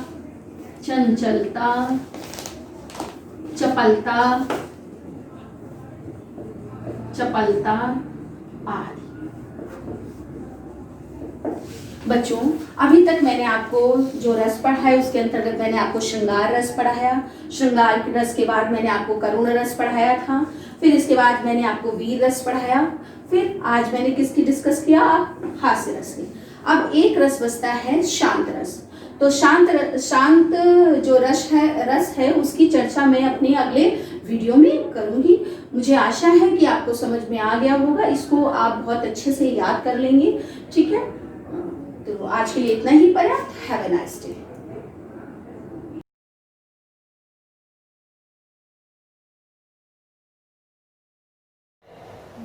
Good morning, student. Today we will continue our topic active passive voice. As in our previous audio, I have explained rules based on active and passive, or how you are going to change your active sentence into passive form. Okay. Now, in my previous audio, I have given you answer sheet related to assertive sentences. Today we will discuss about interrogative sentences. As you know, the student, the structure of interrogative sentence is started with helping verb, auxiliary verb, or question word. Okay, so the structure is a little bit changed. First of all, it takes auxiliary verb, then subject, then main verb and object. To transform from active into passive interrogative sentence, first of all, we should know that your helping verb, as we are going to change it according to tense, that will take first place. मतलब जो हम verb change करेंगे वो tense के according ही change करेंगे। जो आपको 4 rules explain किए गए थे कि फर्स्ट ऑफ ऑल आप ऑब्जेक्ट को सब्जेक्ट बनाएंगे, उसके बाद आप auxiliary verb according to tense लेंगे, उसके बाद आपका वर्ब का थर्ड फॉर्म होगा और अकॉर्डिंग टू टेंस हम उसमें चीज़ें चेंज करेंगे and finally by plus agent का यूज़ करेंगे। स्ट्रक्चर रूल्स सारे वही होंगे, बस एक चीज़ को माइंड में रखना है, that is first of all sentence should be started with helping verb because this is the term and condition of interrogative sentence. इसलिए ये अगर आप चेक करते हैं कि ये सेंटेंस आपका पास्ट इंडेफिनिट सेंटेंस है, तो पास्ट इंडेफिनिट के according your helping verb is did. अब आप जानते हैं कि पास्ट टेंस में आपको इंडेफिनिट सेंटेंसेस में वाज या वर्ब चूज करना होगा। Now first of all now we will choose object select करेंगे क्योंकि ऑब्जेक्ट को ही सबसे पहले हमें सब्जेक्ट बनाना है। तो आपका इसमें ऑब्जेक्ट क्या है? हिम। ठीक है, ये to enter is object complement. यहाँ पे आपका जो ऑब्जेक्ट है वो मेन वर्ब के तुरंत बाद हिम। ठीक, तो इसको अकॉर्डिंग टू आप सबसे पहले आगे लाते हैं, अपने ऑब्जेक्ट को सब्जेक्ट बनाते हैं, तो ये आपका ही हो गया। लेकिन उससे भी पहले आपको हेल्पिंग वर्ब टेंस के अकॉर्डिंग कौन सी चूज करनी है? वॉज या verb. Now subject is he and according to he we will set was. ठीक है, was he allowed to enter by teacher, by the teacher. Now finally question mark. Finally get put question mark. Okay, तो interrogative में भी सब कुछ वैसे ही होता है जैसे आपके असर्टिव सेंटेंसेस में होता है, बट आपका जो हेल्पिंग वर्ब जो आप पैसिव में फॉर्म चेंज करेंगे सारे रूल्स वही होंगे। हेल्पिंग वर्ब की प्लेस जो है वो चेंज कर दी जाती है, वो सेंटेंस के स्टार्टिंग में प्लेस करता है। ठीक है, और जो WH वर्ड होते हैं या वे वर्ड कहते हैं जिनको या मेन इंटरोगेटिव सेंटेंसेस होते हैं जैसे हु, व्हेन, व्हाई, ये भी सबसे पहले ही प्लेस लेते हैं सेंटेंस में। और जब हम पैसिव बनाते हैं तो ये अपनी प्लेस पे रिमेन रहते हैं, सेम बने रहते हैं, उनकी प्लेस चेंज नहीं करते। और उसका helping word according to tense उसके बगल में लेते हैं, फिर उसके बाद आपका सब्जेक्ट और बाकी जो है वो सीक्वेंस आता है। ठीक है, क्वेश्चन वर्ड में भी आपका हु एक ऐसा क्वेश्चन वर्ड है जो डबल वर्क करता है, ये सब्जेक्ट भी है और ये आपका क्वेश्चन वर्ड भी होता है। ठीक, और अकॉर्डिंग टू रूल आप अपने सब्जेक्ट को ऑब्जेक्ट में कन्वर्ट करते हैं। यही वर्ड जो आपका ऑब्जेक्ट में जाना है बाई के एजेंट, बाई प्लस एजेंट के रूल के अकॉर्डिंग हम इसको हु को हुम में, यानी ये इसका ऑब्जेक्ट फॉर्म ले लेंगे। हु का ऑब्जेक्ट हुआ हुम और इसके पहले बाई। ठीक, तो ये आपका स्टार्ट हुआ सेंटेंस बाई हुम से। क्वेश्चन वर्ड हो गया। According to tense now we have to choose auxiliary verb. The sentence is in past indefinite sentence and your auxiliary verb will be was. By whom was the law of gravitation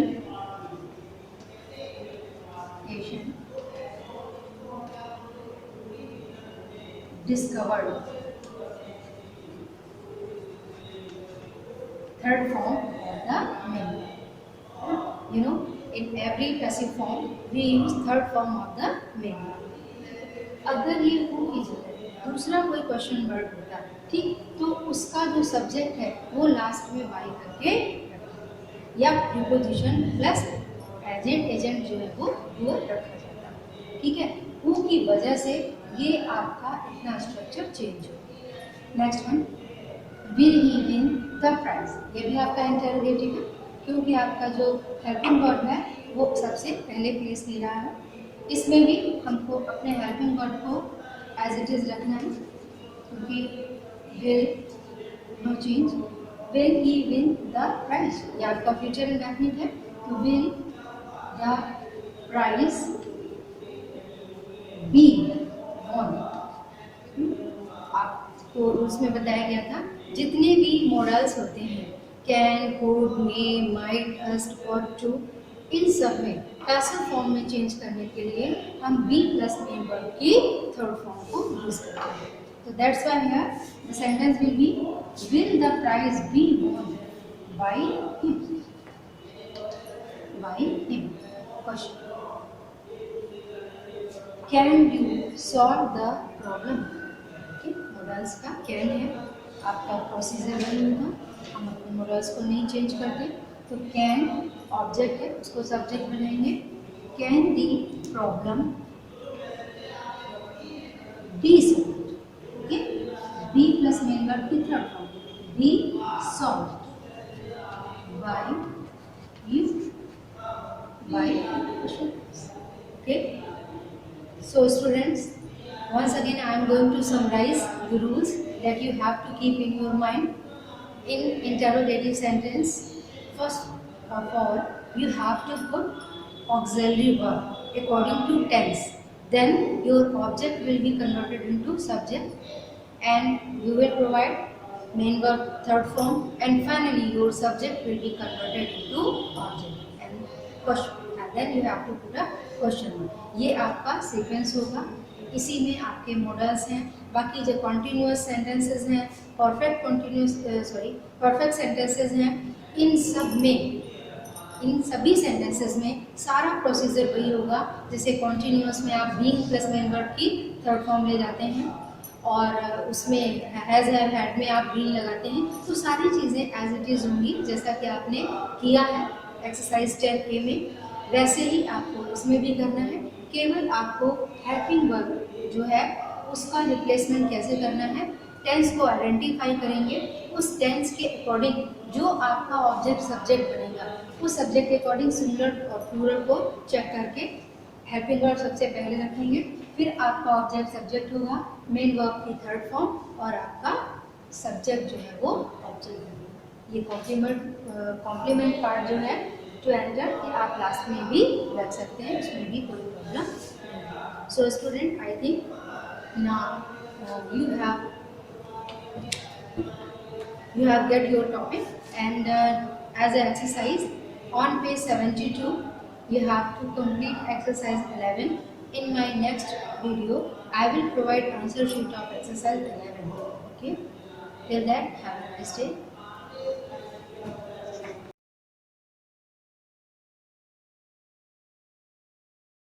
Class, today this is the second lecture of DBMS. आज हम लोग पढ़ेंगे कि database, कल हम लोगों ने पढ़ा था डेटाबेस क्या है, इसको कैसे डिफाइन किया जाता है। फिर हम लोगों ने पढ़ा था सेंट्रलाइज डेटाबेस क्या होता है, डिस्ट्रीब्यूटेड डेटाबेस क्या होता है। आज हम लोग डेटाबेस की लैंग्वेजेस के बारे में पढ़ेंगे कि कौन कौन सी लैंग्वेजेस यूज की जाती हैं डेटाबेस को बनाने के लिए। तो सबसे पहले हम लोग पढ़ेंगे DDL। DDL का क्या पूरा नाम है? Data definition language. इसमें क्या होता है, इसमें एसक्यूएल कमांड्स होती हैं। डीडीएल में क्या होता है, एसक्यूएल कमांड्स होती हैं जो डेटाबेस को क्रिएट करने के लिए या डेटाबेस को का स्कीमा बनाने के लिए प्रयोग होती हैं। स्कीमा क्या होता है, स्कीमा का मतलब होता है जो इनिशियल चीजें होती है डेटाबेस बनाने के लिए उसको यहाँ पर अप्लाई किया जाता है। यानी देखिए लिखा है use to create and modify the structure of data, यानी अगर हमें कोई भी डेटाबेस बनाना है तो उसके लिए हमें डीडीएल डेटा डेफिनेशन लैंग्वेज की आवश्यकता होगी। यहाँ पर हम लोग क्या करते हैं, यहाँ पर हम लोग एक डेटाबेस को बनाते हैं इनिशियल रूप से और फिर आगे फर्दर जब हमें अकॉर्डिंग टू द यूजर जब जरूरत होती है तो उसमें हम लोग स्ट्रक्चर में इसमें मॉडिफिकेशन भी कर सकते हैं। तो ये पहली लैंग्वेज है डेटाबेस लैंग्वेज की जिसको बोलते हैं डीडीएल। इसमें क्या होती है, एसक्यूएल कमांड्स होती हैं जो डेटाबेस को डिफाइन करती हैं। यहाँ पर हम लोग डेटाबेस को बना सकते हैं। डेटाबेस को जब बनाते हैं तो उसका मतलब होता है उसका हम लोग स्कीमा तैयार कर रहे हैं और यहाँ पर हम लोग डेटाबेस को क्रिएट करते हैं और फर्दर अगर यूजर की नीड है तो हम उसे क्या कर सकते हैं, यूजर के अकॉर्डिंग मॉडिफाई भी स्ट्रक्चर को कर सकते हैं। फिर हमारा दूसरा है डीडीएल कमांड्स। डीडीएल कमांड्स में क्या होता है, ठीक है, डीडीएल कमांड्स क्या होता है, देखिए डीडीएल कमांड्स में पहली कमांड होती है क्रिएट। क्रिएट का मतलब होता है डेटा का निर्माण करना। क्रिएट द डेटाबेस, डेटाबेस को क्रिएट करती है और इसके ऑब्जेक्ट्स को। जैसे अगर हमें एक किसी संस्था का डेटाबेस बनाना है और उसमें कई सारे फील्ड्स हैं, कई सारे एट्रीब्यूट्स हैं, तो उन एट्रीब्यूट्स को रखने के लिए हम लोग किसका यूज करते हैं, टेबल्स बनाते हैं। टेबल्स क्या होता है, it is the collection of row and columns.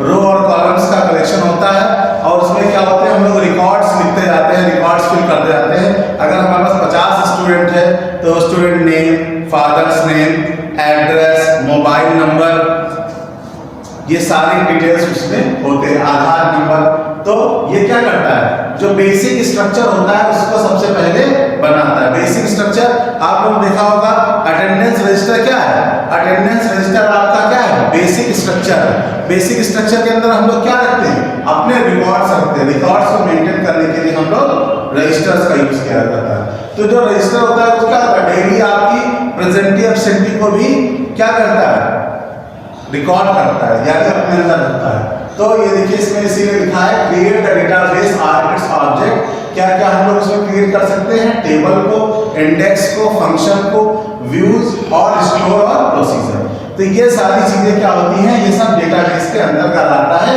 यानी डेटाबेस क्रिएशन में इन सब का प्रयोग किया जाता है। उसके बाद हम लोग अगली कमांड देखिए, इसमें लिखा है ड्रॉप। लिखा है ड्रॉप। ड्रॉप क्या करता है, वो ऑब्जेक्ट जो अननेसेसरी क्या होता है, डेटा धीरे धीरे बढ़ता जाता है लेकिन कभी कभी कुछ ऐसा डेटा होता है जिसकी फर्दर हमें जरूरत नहीं पड़ती, तो जो अननेसेसरी डेटा है उसको हम लोग डिलीट कर देते हैं। तो उसके लिए हम लोग कौन सी कमांड यहाँ यूज करते हैं, ड्रॉप कमांड। ड्रॉप कमांड का यूज करके हम लोग डेटाबेस को डिलीट कर सकते हैं। Delete object from the database, ये कौन सी कमांड यूज होगी, ड्रॉप कमांड। उसके बाद क्या करते हैं, रीनेम। कभी कभी हम लोग बहुत सारे डेटाबेस को कलेक्ट करते हैं लेकिन हमें याद रखना मुश्किल होता है, तो हम लोग क्या करते हैं, अपनी मेमोरी के हिसाब से उस डेटाबेस को नाम दे देते हैं। जैसे बहुत डिफरेंट क्लासेस हैं तो हम लोग नेम दे देते हैं class 9th H, H means Hindi medium, class 9th E मतलब E means English medium, class 9th ICSE means ICSE की है लेकिन 9th क्लास है। तो क्या है, हमने उसको रीनेम कर दिया। क्यों रीनेम कर दिया, क्योंकि हमें ये देखना है कि इसके अंदर कौन से ऑब्जेक्ट हमने यूज किए। जो ऑब्जेक्ट यूज किए हैं वो कौन सी कमांड होती है, रीनेम कमांड होती है।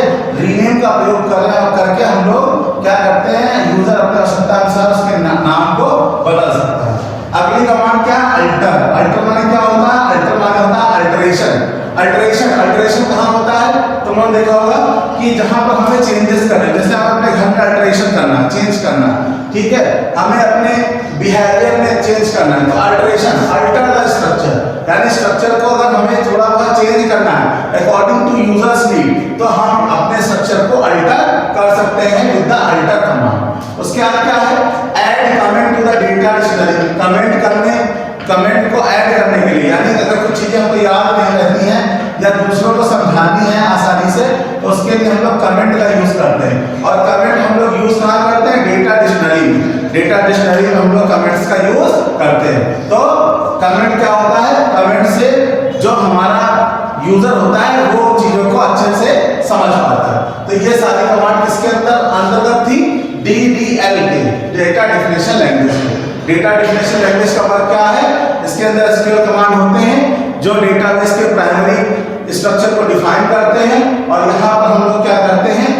पूरा हम लोग डेटाबेस स्ट्रक्चर बनाते हैं। उसके अंदर हम लोग अपने रिकॉर्ड्स को रख सकते हैं, अपने रिकॉर्ड्स को रीनेम कर सकते हैं, जो रिकॉर्ड्स एक्स्ट्रा उनको डिलीट कर सकते हैं, जो चीजों में मॉडिफाई अल्टरेशन करना है डेटाबेस में अकॉर्डिंग टू यूजर्स की, तो वो कर सकते हैं। और कमेंट्स लिख सकते हैं जिससे यूजर को ये पता चले कि ये जो चीज लिखी है उसके बारे में हम लोग उसका डिस्क्रिप्शन भी वहां पर दे सकते हैं। तो ये बेसिक वर्क है हमारा किसका? DDL का, यानी डेटा डेफिनेशन लैंग्वेज का। अब हम लोग आगे बात करते हैं DQL की। DQL, D मतलब डेटा, Q मतलब क्वेरी, L मतलब लैंग्वेज। DQL मतलब डेटा क्वेरी लैंग्वेज। ऐसी चीज है जहां पर हमें डेटा, हमारा डेटाबेस बना है और उससे इंफॉर्मेशन का रिट्राइवल कोई यूजर करता है। जहां डेटाबेस पहले से बना है और यूजर क्या करना चाहता है? रिट्राइवल करना चाहता है। तो रिट्राइवल करने के लिए वो क्या करता है? DQL का इस्तेमाल करता है। DQL का एक और नाम है DML। DML क्या होता है? डेटा मैनिपुलेशन लैंग्वेज होती है। ठीक है, तो लिखा है DML स्टेटमेंट जो होते हैं वो क्वेरीज, जो क्वेरीज होती हैं उनको परफॉर्म करते हैं। क्वेरीज को परफॉर्म करने के लिए हमारे पास कुछ कमांड होती है, वो क्वेरीज को परफॉर्म करते हैं कहाँ पे? डेटाबेस स्कीमा में। स्कीमा क्या होता है? जो आपका स्ट्रक्चर होता है। तो जो स्ट्रक्चर होता है उस पर अगर हम लोग डिफरेंट तरह के रिलेशंस क्रिएट करना चाहें, कमांड्स एग्जीक्यूट करना चाहें या डिफरेंट तरह की क्वेरी करना चाहें, तो उसके लिए हम लोग इसका यूज करते हैं DQL का। फिर DQL के लिए क्या होता है? सेलेक्ट कमांड यूज किया जाता है। सेलेक्ट कमांड से क्या करते हैं? हम लोग उस डेटा को रिट्राइव कर सकते हैं जो डेटाबेस में होता है, means retrieving the data from database. उसके बाद सेलेक्ट कमांड का यूज कैसे करते हैं? जैसे हमारे पास एक एम्प्लॉय टेबल है, तो और उसमें हमें ये निकालना है कि उन एम्प्लॉय के नाम फाइंड आउट करें जिनकी सैलरी 20,000 से ज्यादा है। तो करेंगे select from employee whose salary equal to 20,000। तो ये क्या करेगा? ये हमारी एक कमांड है, क्वेरी है। तो ये पूरे डेटाबेस में उन लोगों के नाम फाइंड आउट कर देगा, उनके रिकॉर्ड निकाल के बाहर कर देगा जिनकी सैलरी 20,000 से ज्यादा है। ऐसे ही अगर हम करते हैं select from employee whose age equal to 60, उन एम्प्लॉय को सेलेक्ट करें जिनकी एज 60 है। तो 60 या 61, 62 जितने भी एम्प्लॉय होंगे वो सेलेक्ट होकर बाहर आ जाएंगे, उनके रिकॉर्ड बाहर आ जाएंगे। तो हमें पता चल जाएगा कि कितने एम्प्लॉय हैं जो हमारे रिटायर होने वाले हैं, यानी रिटायरमेंट के करीब है। तो सेलेक्ट कमांड का यूज क्या होता है? रिट्राइव करना डेटा को, कहां से? डेटाबेस से। अगला क्या है हमारा? अगला है हमारा DML। DML क्या होती है? Data manipulation language. ये क्या करती है? ये मैनिपुलेट करती है डेटा को, यानी डेटा पर जो डिफरेंट ऑपरेशंस होते हैं उनको परफॉर्म कराती है। डेटा पर 3 ऑपरेशन सबसे ज्यादा होते हैं। पहला इंसर्ट, यानी डेटा में कोई नई इंफॉर्मेशन को डालना। इंसर्ट का मतलब होता है कोई नई इंफॉर्मेशन को डेटा के अंदर रखना, इंसर्ट होता है। इंसर्ट का मतलब होता है कि कोई नई इंफॉर्मेशन डेटा के अंदर स्टोर करना। उसके बाद फिर दूसरा होता है अपडेट। जैसे क्लास 9, 10 फर्स्ट ईयर इंटर है और 9th वाला 10th में जा रहा है, 10th वाला फर्स्ट ईयर में जा रहा है, फर्स्ट ईयर वाला इंटर में जा रहा है, तो हमें क्या करना पड़ेगा? तो हमें वहां पर डेटा को अपडेट करना पड़ेगा, यानी वहां पर हम लोग किस कमांड का यूज करेंगे? अपडेट। डिलीट किसको करेंगे? जो स्टूडेंट अब हमारा 12th वाला चला गया BSc फर्स्ट ईयर में, उसकी हमें नीड है नहीं है रजिस्टर्स में नीड, तो उसको हम क्या करेंगे? डिलीट करेंगे। वहां तो उसका बेसिक रिकॉर्ड है लेकिन उसका अटेंडेंस रजिस्टर नहीं बनेगा, तो वहां पर हम लोग डिलीट उस डेटाबेस को हटा देंगे, उस डेटाबेस को या तो कहीं और स्टोर कर देंगे। तो इस तरह से हमारा DML कमांड बेसिकली 3 कमांड्स को एग्जीक्यूट करता है, इंसर्ट, अपडेट और डिलीट। अगला हमारा है DCL। DCL का मतलब होता है डेटा कंट्रोल लैंग्वेज। DCL का मतलब क्या होता है? Data control language. ये क्या करता है? ये 2 ऑपरेशन करता है। एक ग्रांट माने परमिशन देना और रिवोक माने मना कर देना। ग्रांट माने स्वीकृत और रिवोक माने मना। 2 परमिशन देता है, ग्रांट या तो वो एक्सेप्ट करेगा और रिवोक या तो वो मना कर देगा। तो ग्रांट क्या करता है, gives user access privilege, user को एक्सेस करने का प्रिविलेज देता है। 3 यहाँ पर प्रिविलेज होते हैं, रीड, राइट, एग्जीक्यूट। रीड करना, केवल डेटा को आप रीड कर सकते हैं, उसमें कोई भी कुछ भी नहीं कर सकते। रीड राइट यानी डेटा में रीड तो कर ही सकते हैं, उसमें कुछ नया लिखना है तो कर सकते हैं। रीड राइट एग्जीक्यूट मतलब आपके पास तीनों परमिशन है, तो आप रीड भी कर सकते हो, राइट भी कर सकते हो और एग्जीक्यूट भी कर सकते हो। तो ये 777 होती है। रीड मतलब 1, राइट मतलब 2, एग्जीक्यूट मतलब 4। तो ये क्या होता है, 4 और 3 777। अगर आपको 777 प्रिविलेज दे दिया तो इसका मतलब you can access the data, you can read the data, you can write the data and you can execute the data. तो ये तीनों परमिशन किसके पास होती है, सिर्फ एक ही आदमी के पास होती है तीनों परमिशन, जो हमारा डेटाबेस एडमिन होता है। डेटाबेस एडमिन के पास ये तीनों ही परमिशन होती हैं कि वो डेटा को रीड कर सके, राइट कर सके और डेटा को एग्जीक्यूट कर सके। अगला हमारा क्या है, अगला है हमारा स्कीमा। स्कीमा क्या होता है, स्कीमा होता है स्ट्रक्चर या जो लॉजिकल व्यू है डेटाबेस का, उसको बोलते हैं स्कीमा। स्कीमा में means logical view of database. Logical view जो डेटाबेस का होता है उसको हम लोग स्कीमा बोलते हैं। ये प्रेजेंट करता है कि हमें कैसे हमने डेटाबेस को ऑर्गेनाइज किया है, किस फॉर्म में ऑर्गेनाइज किया है, टेबल के फॉर्म में ऑर्गेनाइज किया है या डिफरेंट टेबल्स के फॉर्म में किया है, या हमने डेटाबेस को किस सॉफ्टवेयर के माध्यम से मैनेज किया है, या हमने डेटाबेस में कौन-कौन से फील्ड्स रखे हैं, कौन-कौन से रिकॉर्ड्स रखे हैं, कौन-कौन से हमने टपल यूज किए हैं। ये सारी चीजें यहाँ पर किसका वर्क है, स्कीमा का। और स्कीमा दिखाता है डिफरेंट टेबल्स के बीच में रिलेशनशिप को। टेबल्स के बीच में बहुत सारे रिलेशनशिप होते हैं, यूनियन, इंटरसेक्शन, ज्वाइन, मर्ज, ये सारे रिलेशनशिप जो है वो हम लोग किसकी सहायता से देखते हैं, स्कीमा की सहायता से। और सब स्कीमा क्या होता है, सब स्कीमा होता है जब डेटाबेस के डिफरेंट व्यूज हो। क्यों डिफरेंट व्यूज क्यों हो जाते हैं, क्योंकि अपडेशन के कारण, मॉडिफिकेशन के कारण डेटाबेस के जो व्यूज होते हैं वो हमेशा चेंज होते रहते हैं। तो जो व्यूज हमेशा चेंज होते रहते हैं उन्हें हम क्या कहते हैं, उन्हें हम कहते हैं सब स्कीमास। ये क्या होते हैं, सबसेट ऑफ स्कीमास। जैसे सेट होता है, सेट क्या होता है, समुच्चय होता है, कुछ उसमें एलिमेंट्स होते हैं। ऐसे यहाँ पर जो स्कीमास होता है इसमें भी क्या होता है, इसमें डेटा डिस्क्रिप्शन होता है और डेटा डिस्क्रिप्शंस के जो अलग-अलग व्यूज देखने हैं, उनको कुछ स्पेशल रिकॉर्ड्स देखने हैं, कुछ स्पेशल फील्ड्स के बारे में पता करना हो तो उसके लिए जो क्वेरी डालते हैं और उसके लिए जो व्यू जनरेट करता है सिस्टम, वो उसके सब स्कीमास होते हैं। तो आज हमने क्या क्या पढ़ा, आज हमने पढ़ा सबसे पहले डीडीएल क्या होता है, डेटा डेफिनेशन लैंग्वेज क्या होती है, उसके बाद हमने क्या पढ़ा, उसके बाद हमने पढ़ा डीडीएल कमांड्स क्या होते हैं। डीडीएल कमांड्स में हमने आपको बताया क्रिएट कमांड होता है, ड्रॉप कमांड होता है, रीनेम कमांड होता है, अल्टर कमांड होता है और कमेंट्स होते हैं। इसके बाद हमने पढ़ा डीक्यूएल क्या होता है, डेटा क्वेरी लैंग्वेज क्या होती है, डेटा क्वेरी लैंग्वेज कैसे वर्क करती है। उसके बाद हमने डीक्यूएल कमांड्स पढ़े। डीक्यूएल कमांड्स में सबसे ज्यादा यूज होने वाला कमांड हमारा सेलेक्ट। उसके बाद हमने डीक्यूएल के बारे में पढ़ा। डीक्यूएल में 3 कमांड है, इंसर्ट, अपडेट और डिलीट। उसके बाद फिर हमने डीसीएल पढ़ा। डीसीएल के अंदर 2 कमांड्स होते हैं, ग्रांट और रिवोक, जिसमें एक्सेस परमिशंस के बारे में बताया गया है। उसके बाद हमने स्कीमास पढ़े। स्कीमास क्या होते हैं, लॉजिकल व्यू ऑफ डेटाबेस होता है, बताता है कि किस तरह से हमने डेटाबेस को क्रिएट किया है। उसके बाद सब स्कीमास होते हैं जहां पर हम लोग डिफरेंट टेबल की सहायता से डिफरेंट व्यूज देख सकते हैं और ये डेटा के सबसेट की तरह वर्क करता है। तो आज हम लोगों ने डेटाबेस, लैंग्वेजेस और उससे जुड़े हुए सारे कॉन्सेप्ट्स को पढ़ा। फर्दर क्लास में हम लोग इसके आगे नेक्स्ट टर्म पे पढ़ेंगे। थैंक यू क्लास, और नेक्स्ट टर्म पे हम लोग देखेंगे।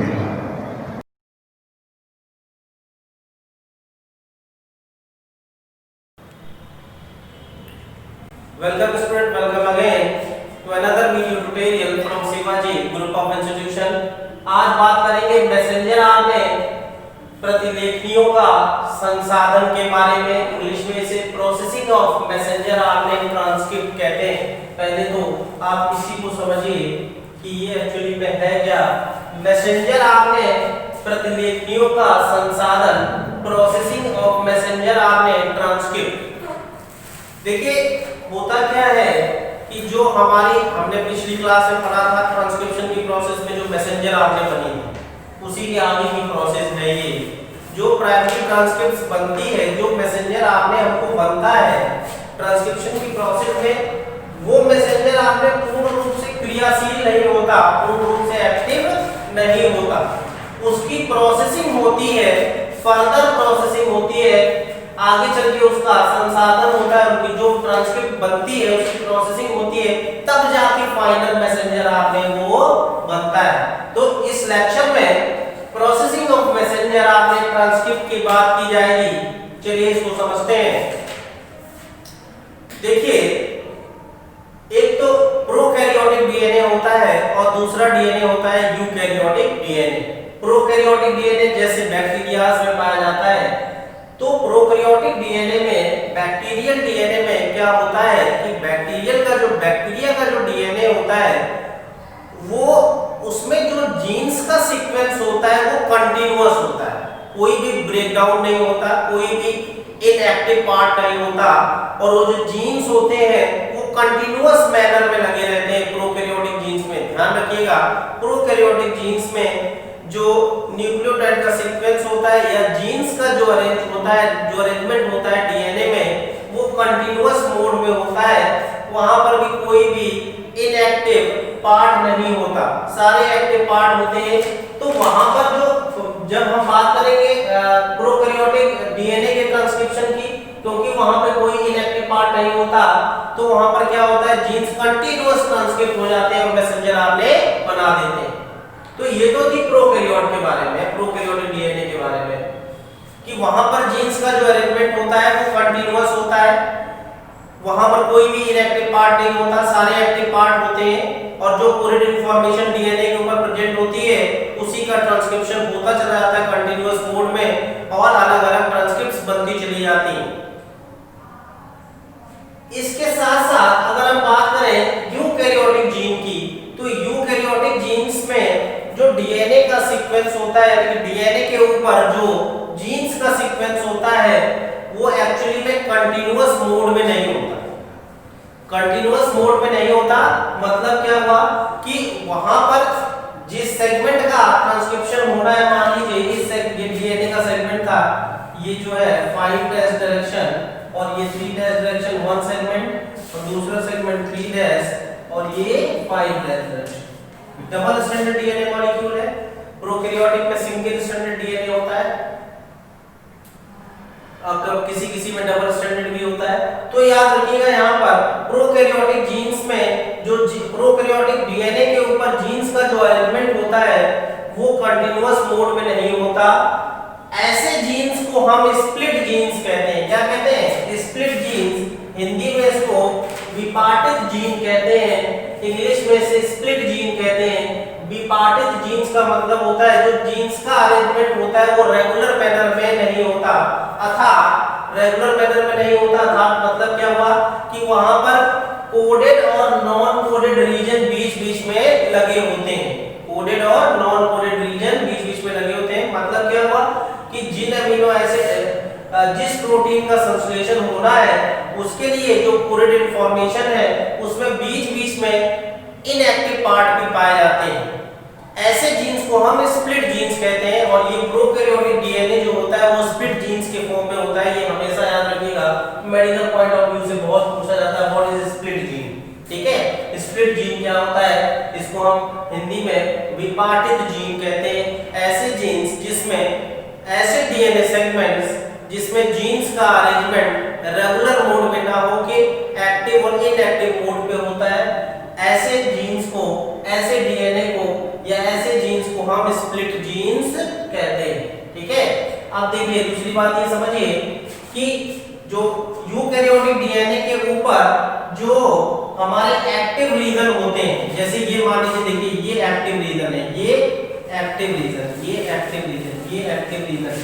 एक्टिव रीजन का मतलब क्या हुआ? एक्टिव रीजन का मतलब हुआ कि यहाँ पर यही कोड होंगे आगे जाके, मतलब जो भी हमारी पॉलीपेप्टाइड चेन बननी है ट्रांसलेशन प्रोसेस में, उनके लिए जो कोड है वो यहाँ पर मौजूद है।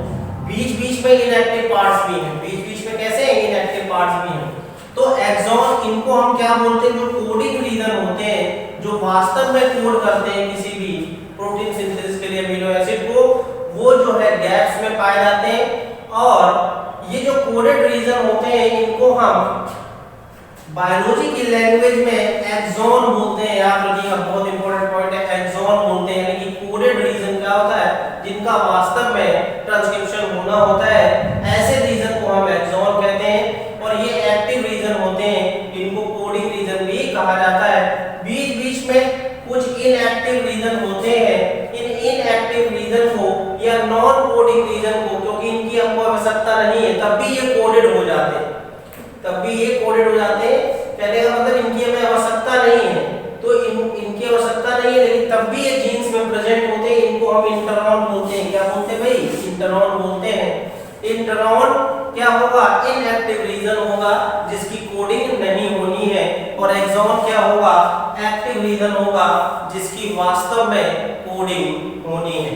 ठीक है, तो इसका मतलब हम स्प्लिट जीन्स को, लैंग्वेज स्प्लिट जीन्स को ये भी कह सकते हैं, the genes which having axon and intron in alternate sequence is called split gene। इसको हम split genes कहते हैं, यानी कि जीन्स का डीएनए का वह सेगमेंट जिसमें एक्सॉन और इंटरॉन एक दूसरे के अल्टरनेट क्रम में पाए जाते हैं, ऐसे जीन को हम स्प्लिट जीन्स कहते हैं।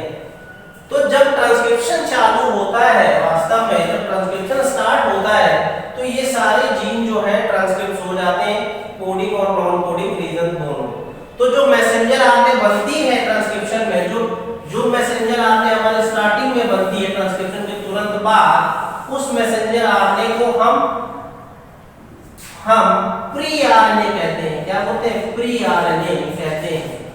प्री आरएनए अर्थात प्राइमरी आरएनए भी कहते हैं। और इसको हम एक दूसरा नाम भी देते हैं, इसको देते हैं एचएनआरएनए। क्या बोलते हैं इसको? एचएनआरएनए। ये वास्तव में वो आरएनए है जो जेनेटिक्स में पार्टिसिपेट करती है। ठीक है, बाकी जितनी भी आरएनए आपने पढ़ा वो नॉन जेनेटिकल आरएनए होती है, ये जेनेटिकल आरएनए है। वास्तव में ये क्या है? जेनेटिकल आरएनए है। इसको एचएनआरएनए बोलते हैं। एचएन का फुल फॉर्म हो गया हेटेरोन्यूक्लियर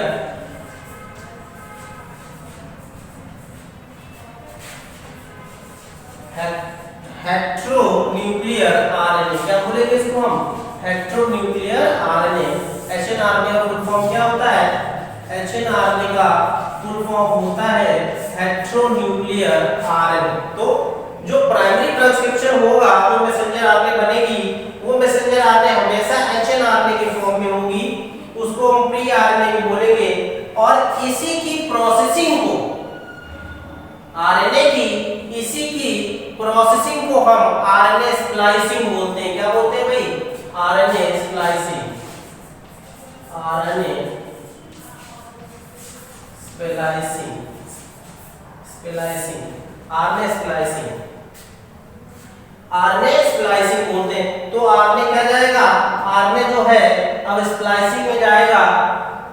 यहाँ पर एचएनआरएनए बनेगा, जो ट्रांसक्रिप्शन के तुरंत बाद ये क्या बनेगा? एचएनआरएनए बनेगा। एचएनआरएनए कैसा होगा? हेटेरोन्यूक्लियर आरएनए होगा। इसको हम प्री आरएनए भी कहेंगे।